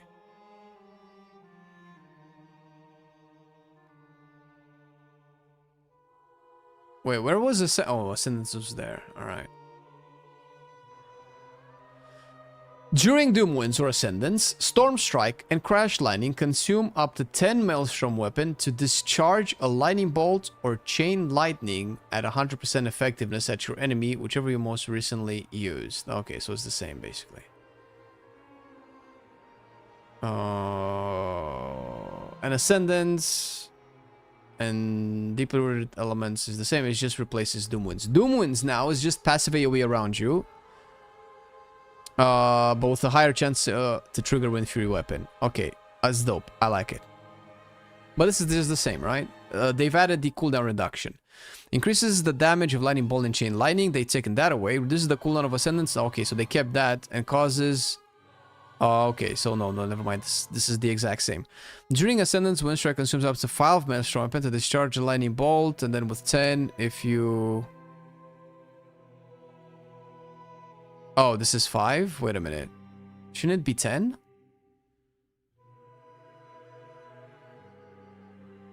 Up to 10. I guess the tooltip might change once you take whatever... Once you take this. I would imagine the tooltip changes once you take that, right? Let me double check.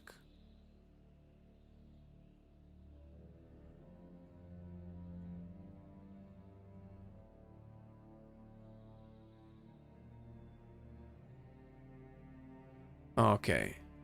Alright, cool. It doesn't seem to change on the talent calculator, so...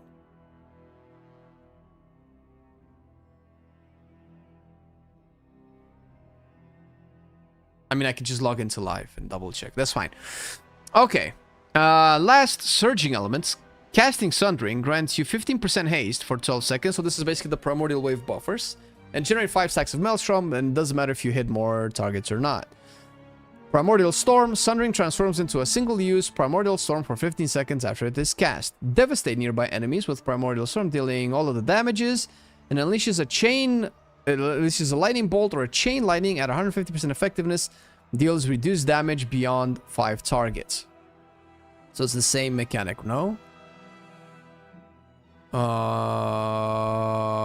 Yeah. Okay, so this and Primordial Wave have just been cooked together. Cooking!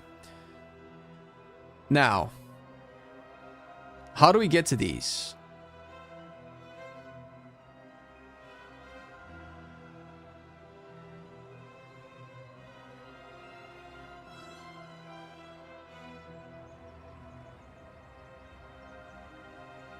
Obviously, we want these, right? Because we like Sundering. Are you sacrificing Flurry now? No, because this is basically Maelstrom Weapon generation. Okay, first before I do this, Warcraft logs, because I just don't know enhancement that well, and a lot of these things work in a way where it's not obvious to me. I don't know like what synergizes with itself better because it's not very obvious. It's not like some kind of easy linear arithmetic scaling or whatever the fuck. So I don't know exactly what's what. People play Stormbringer 100% of the time. Fuck. Totemic. Please have Totemic. Nice. Okay. So other people play with Totemic. They don't take Storm's Wrath. They don't take Storm Blast. They don't take Voltaic Blaze. And they don't take the Capstone, I guess. Okay, this is what I need to know. So what synergizes the best with Totemic? Some people don't take Flurry. What the fuck? That doesn't sound right. Okay. So these are dead. These are always dead talents. But now we have way more options. So this is Chaining Storms, which you. So you basically it's Crashing Storms, but it's different. So you take Chaining Storms, because this is just way better than Crashing Storms. But you don't take this. And this is debatable if I have enough crit. So we take this away. I'm guessing since we don't spam Storm Strike, we don't take Storm Flurry. Is there Storm Flurry anywhere? Oh, it's there. Okay, yeah. So we don't take Storm Flurry either. Oh, solved. Lol. Do we care about this? I guess we do if we take Chaining Storms, right? I mean, this seems exactly what I want. I will take a point away for the obligatory Apex talents that I would normally get. Each Maelstrom weapon spent has a 2% chance to cause your next chain lightning to ignore its cooldown. To ignore what cooldown? Each Maelstrom weapon spent has a 2% chance to cause your next crash lightning. I'm stupid. The weapon enhancement effect of crash lightning may now overlap.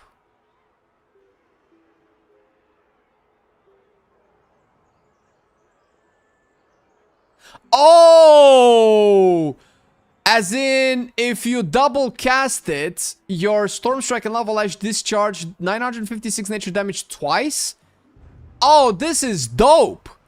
Yo, how do we get this? What would we sacrifice? Do we sacrifice Ride the Lightning?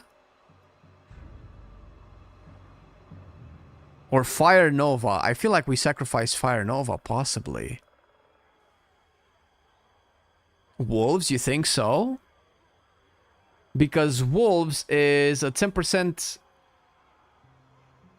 No, I guess Wolves, because the physical damage is only on Storm Strike, right? Storm Strike is Fizz. And auto attacks are Fizz. Well, not really. Sundering is Fizz also. Fire Nova? Yeah, I'm thinking Fire Nova. I can see Fire Nova being... Oh, I cannot Sacred Nope. We cannot do Fire Nova. We have to take a point from here. So it's either Wolves or Ride the Lightning. Maybe Ride the Lightning. But bro, no, see, Ride the Lightning... What Ride the Lightning does is apply... Wait, does it apply rods? No, rod is only for Tempest. I think we sacrifice Ride the Lightning. Gain the effects of the Lightning Rod talent. Yeah, no, Ride the Lightning easy. Because this is really good for Stormbringer since it spreads Rod the Lightning in AoE. Is single and AoE goods? I mean, shh. Yeah, but this is an unbuffed chain lightning. This is a basic chain lightning. An unbuffed by Maelstrom weapon. Are you sure? Because the chain lightning that launches from this is not buffed by our Maelstrom weapon stacks. And drops off its damage on targets. I don't even know if the 100% effectiveness takes into consideration that. Maybe that. But it's still, like, chain lightning hits for nothing. So I feel like the only real reason this is good Yeah, but you're not casting that much Storm Strike with Totemic either way, right? I feel like that would be the one, because you have to take a point from somewhere here. Do you take Elemental Assault? I don't know, bro. I don't think so. Maybe dogs, but dogs buff everything that you do. Okay, I could be wrong, but this is what I would sacrifice for the Apex talent.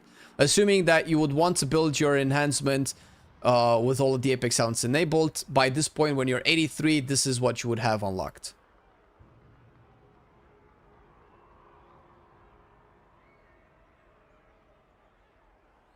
Don't play Ascendance? I can play whatever I want, man. What do you mean? Why would I not play Ascendance?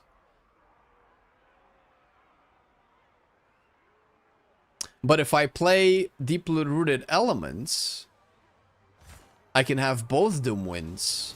I can still have Doom Winds on my bar. Actually.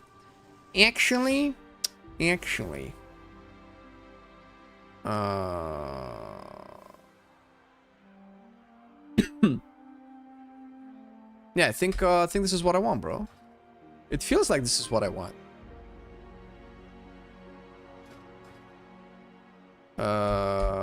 Edit modes.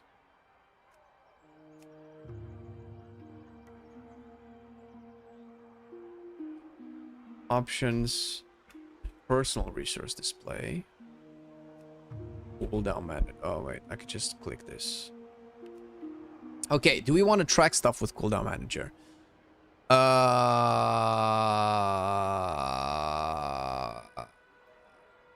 Remove from bar, remove from bar, remove from bar, remove from bar, remove from bar. Maybe crash lightning. We can keep those. Utility cooldowns. We don't need this. We don't need this. We don't need this. I don't know if we need anything here. Maybe Dispel. Oh, and Kick, actually. Oh, it's there. I can tell because it's gray. I hope the Sunring proc von Hot Hand. Du bist Deutsch, Herr? What the fuck? I don't think that procs the wolves though, but that would be cool if they do. Maelstrom weapon, that's definitely something that I want to track. This definitely needs to be first. Hot Hand is cool. Feral Spirits. Can we move it into a bar? Tracked bars. Lava Lash. I don't care about Lava Lash. Remove from bar. Surging Totem, we can keep that. Ascendance, we can keep that, because those are cooldowns. We could probably put Doom Winds there as well, no? Primordial Storm. Add to tracked buffs.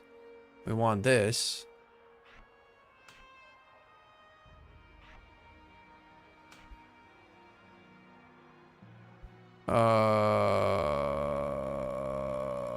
Yo, where's Doom Winds? Shouldn't I have Doom Winds here?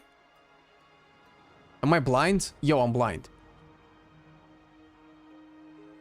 Stone Bulwark Totem. Yeah, right! Video game. Ooh, Totem of Wrath.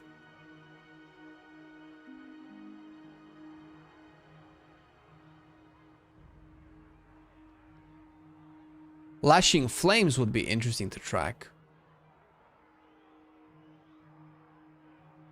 Okay, we can track this to track bars. Surging Elements. Because that's a DPS.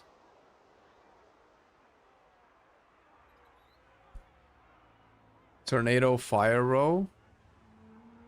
Tornado First Row. No. No, this is Winds of Valakir. No, it's just not here. Can I just doom? Nope. Doom Winds is just not here. Wait, is it because... Wait, does... Oh my god! Deeply Rooted Elements replaces Doom Winds too, but it procs Doom Winds then.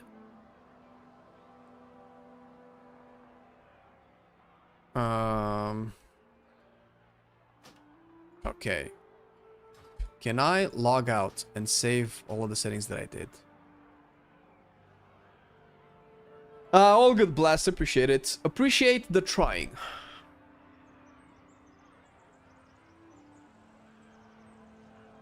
I'm a little bit sad about the dogs.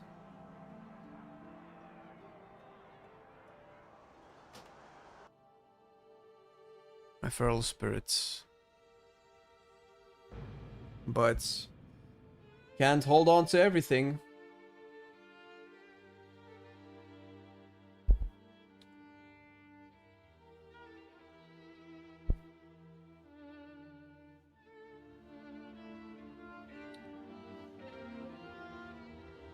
So I will definitely play that.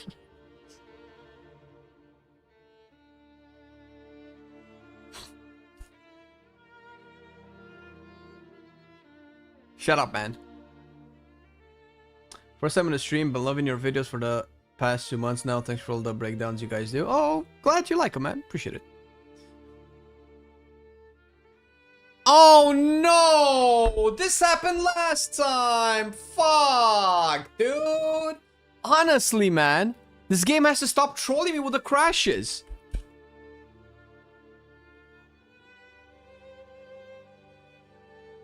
Storm, earth, Being and appreciated, fire. fuck. Heed my call.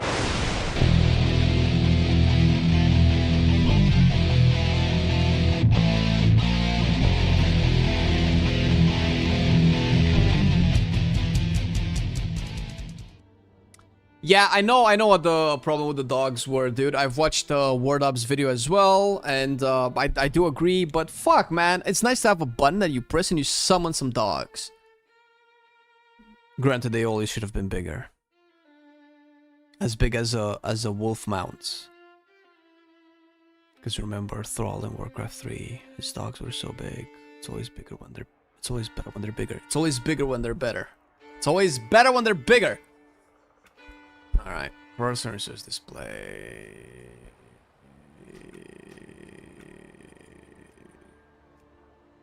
Okay, fuck it. It's time. It's time. We go follow our dungeons. Let's play Enhancement.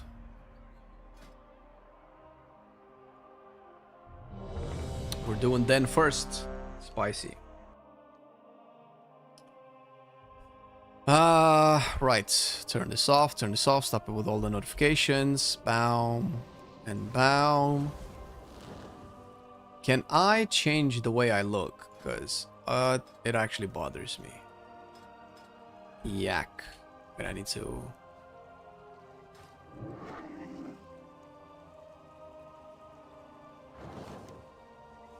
Doom wins with Stormbringer summons 2 dogs now with a 1-minute cooldown.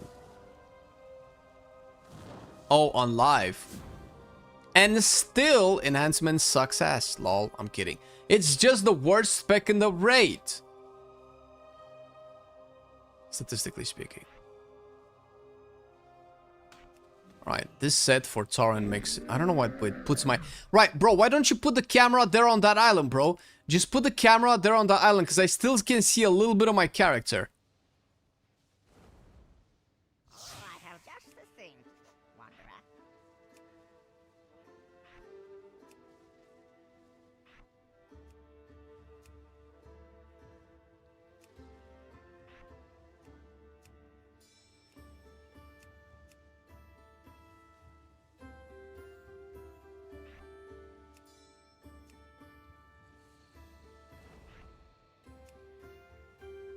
Fuck it.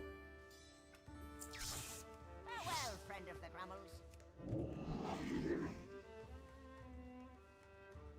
Oh, on beta. Oh, with Stormbringer. Okay, we'll figure that one out when we get there.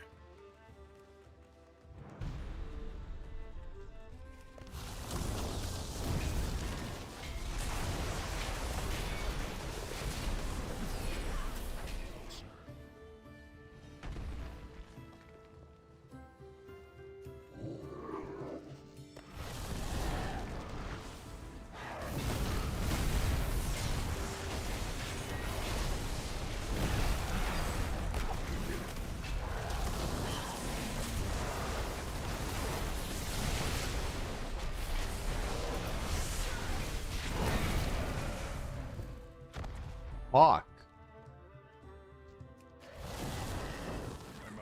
Ooh.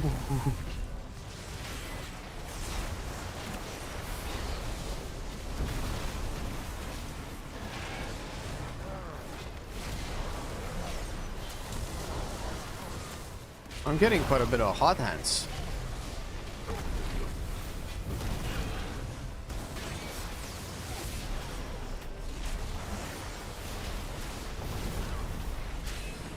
I have some slight downtime, I think.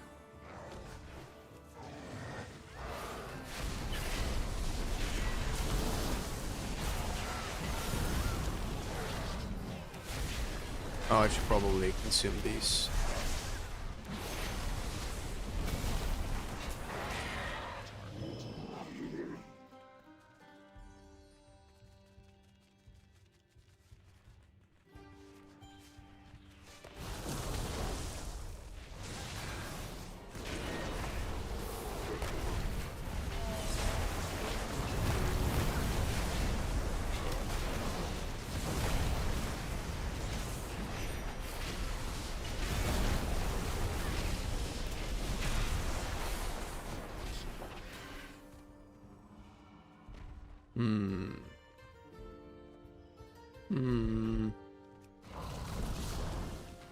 Woo! Woo! We got him!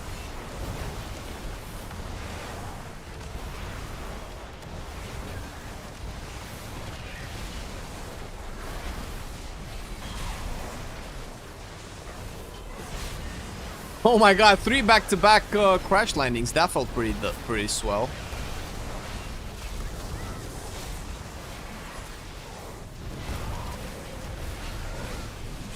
More crash lightnings.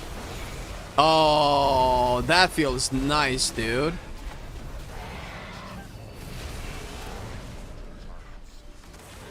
That feels really nice. I think I might have found my main. I hope I don't get disappointed by Resto. Because I've seen what Resto has, and it's not much. Okay, Enhancement feels really well. Bro, they're cooking. They're cooking with both Elemental and Enhancement. Wait, they have to stay in my little ground effect here, right? Oh, Primordial Storm still consumes my thing. Right.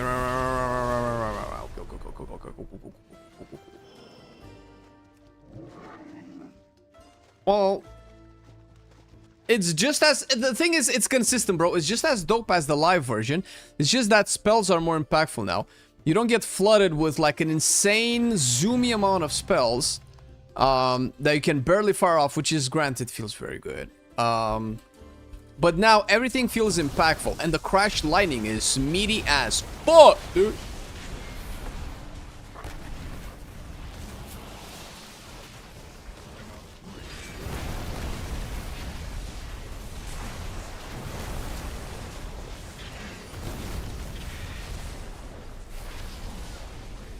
Oof, and the sound effects. Are you guys hearing that? Because the game sound is so low outside of my spells.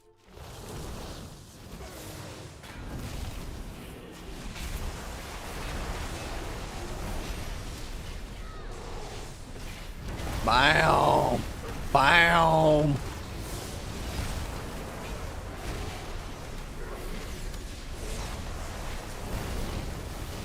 Oof. Banging!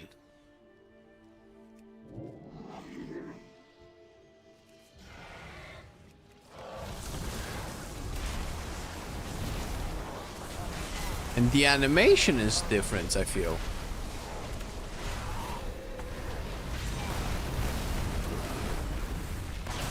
Woo! We're ascended!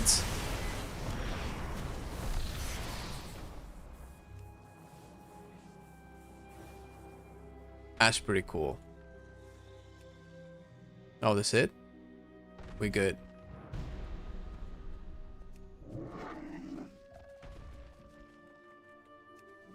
Good.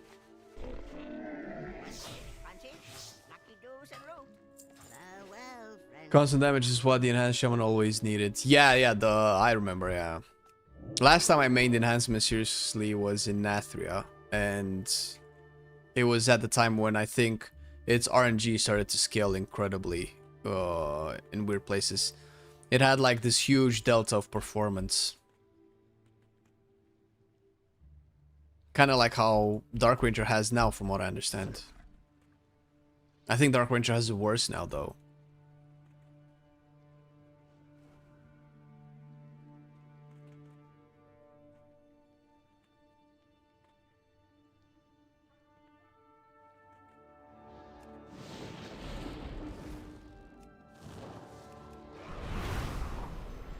Oh, we can definitely have both shields up.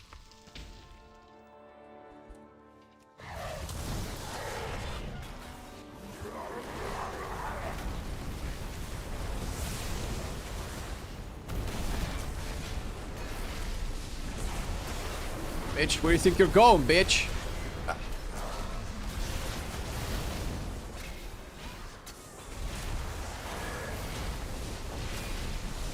Oh.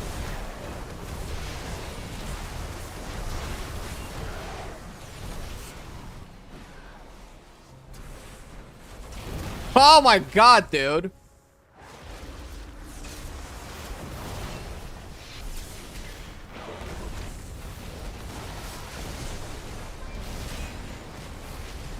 Smoked. Got smoked.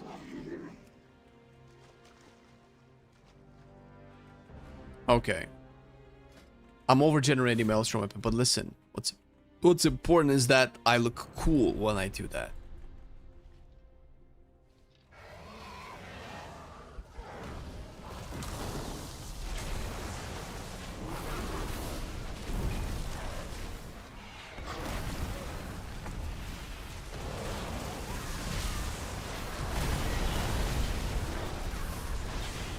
Sun rings.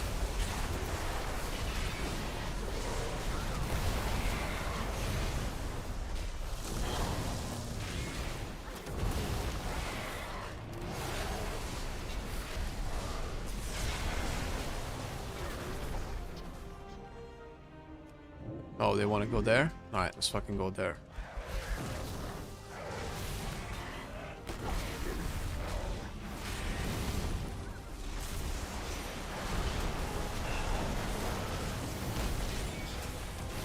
Wait, I released Sun Ring all of the time? I thought it was only during the Surging Totem.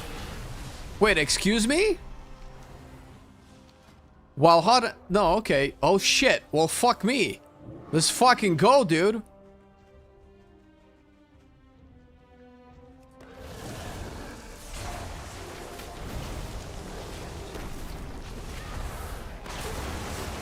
The problem is that if I get, yeah, you don't want, yeah.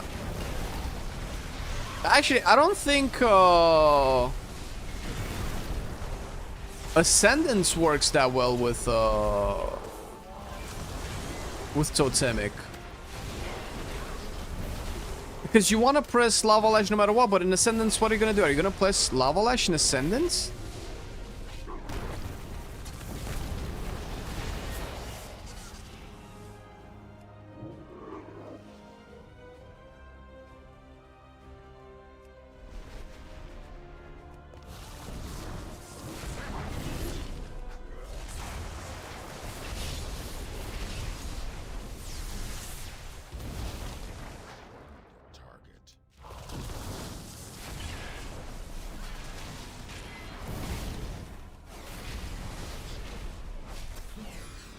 Kick that.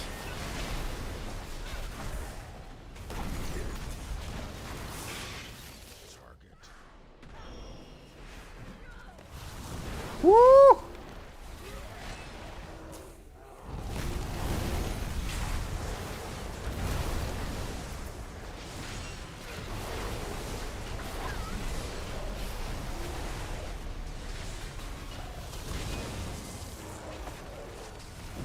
Do that stun.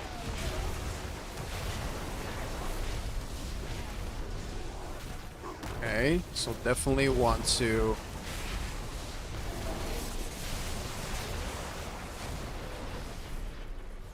cast Thunder with no Maelstrom Weapon, or at most with 5, I guess. We can pull this. We can pull these guys.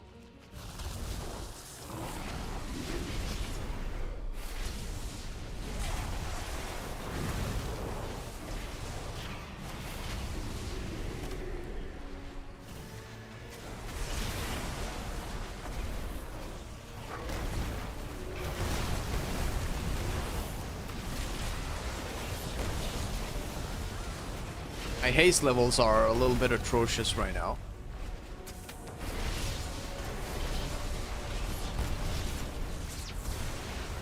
Because my hot hand, during hot hands, my lava lash comes off cooldown in the middle of my third GCD.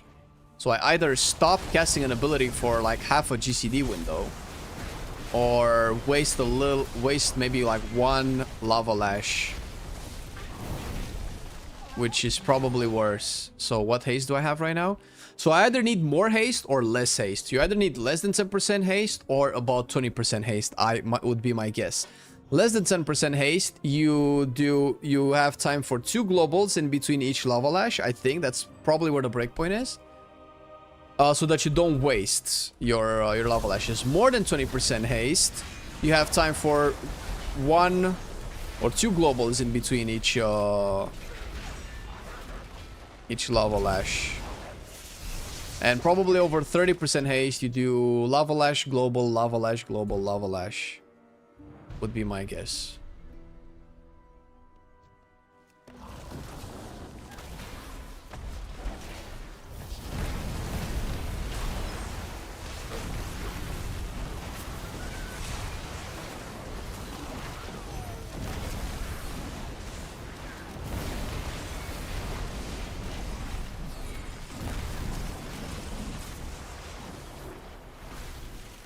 Alright.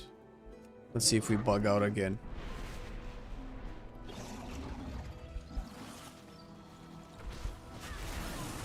See how long this Earth Ellie lasts for.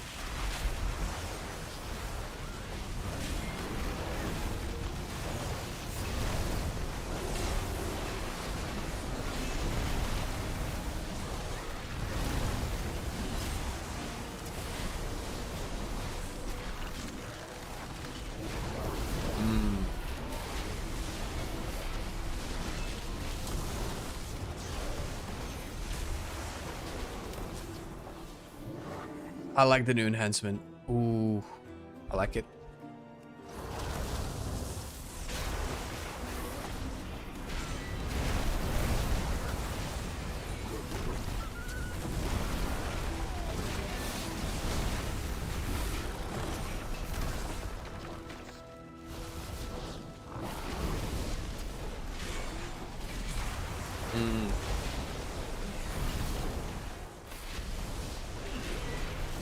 I can still use Voltaic Blaze as a filler, I think, because it generates some Maelstrom weapon.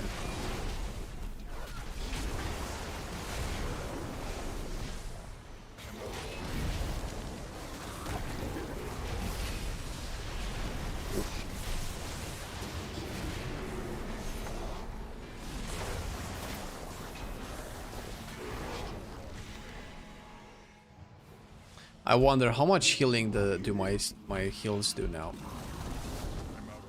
I need to take a lot of damage. Everybody hit me. Perfect, perfect.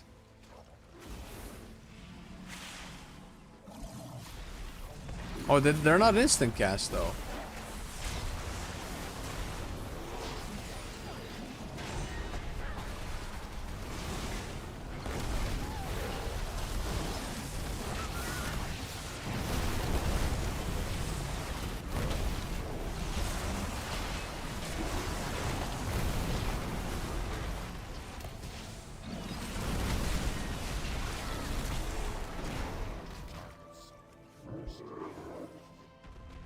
No, now it works.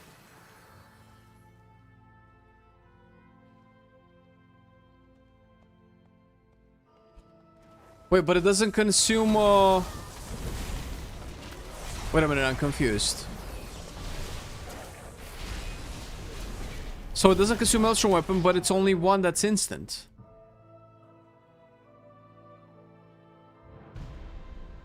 Oh, so I consume the Maelstrom and then it becomes instant. And it doesn't consume Maelstrom weapon anymore. So it doesn't heal for 300%. It still heals for 200%. But it's not tied to my Maelstrom weapon anymore. It's just activated by it. Okay, wow, that's actually really good. What the fuck?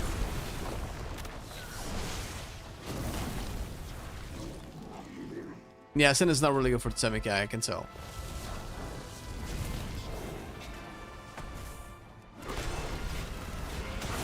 Because now I have Ascendance and my Lava Lash. So I don't know where to go from here. Probably... I don't know if Static Accumulation is still any good. I guess that frees up a bunch of talent points.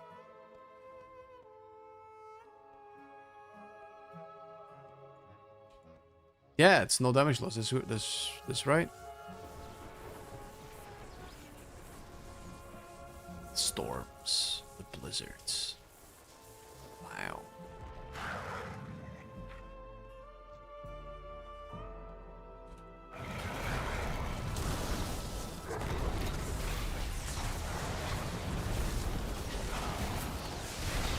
And there we go. The obligatory crash. Let's see if I can get back in.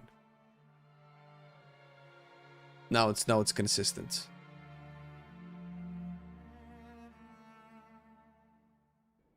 How did it not crash when I played Elemental, bro?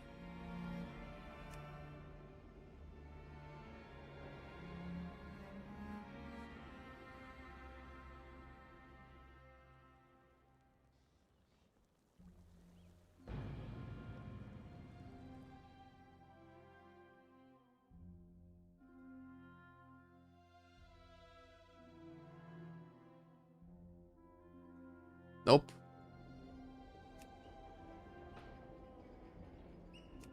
Alright, one more try.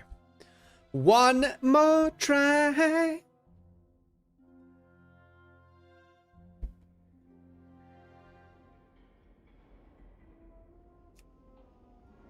Come on, chop chop. Let me log in. I need to finish the dungeon. But I with enhancement, I classify shaman as a winner in midnight. That's fine, man. We can make fun of Blizzard all we want. This is alpha. All right. Okay, that's fine. We got to a good point. We tested way more today than I thought we would. So I'm gonna take a break here. I'm gonna go eat and finish all my other stuff. Hope you enjoyed the stream, guys. We're gonna be back on Wednesday. Tomorrow is full-on editing day for your boys. So yeah, we will I will probably stream or test the rest of the enhancement off stream, because I do want to start working on a video for it. But it's already looking good. I don't think Stormbringer is gonna do any bad for it, because I kind of know Stormbringer from Elemental. It's been really good for Elemental as well. So fuck, dude, this is good. It's a good time to play enhancement, but we will have videos for it in the future as well. So thank you everybody for tuning in. Enjoy the rest of your evening. Love you all, and catch you in a couple of days. Later. Bye.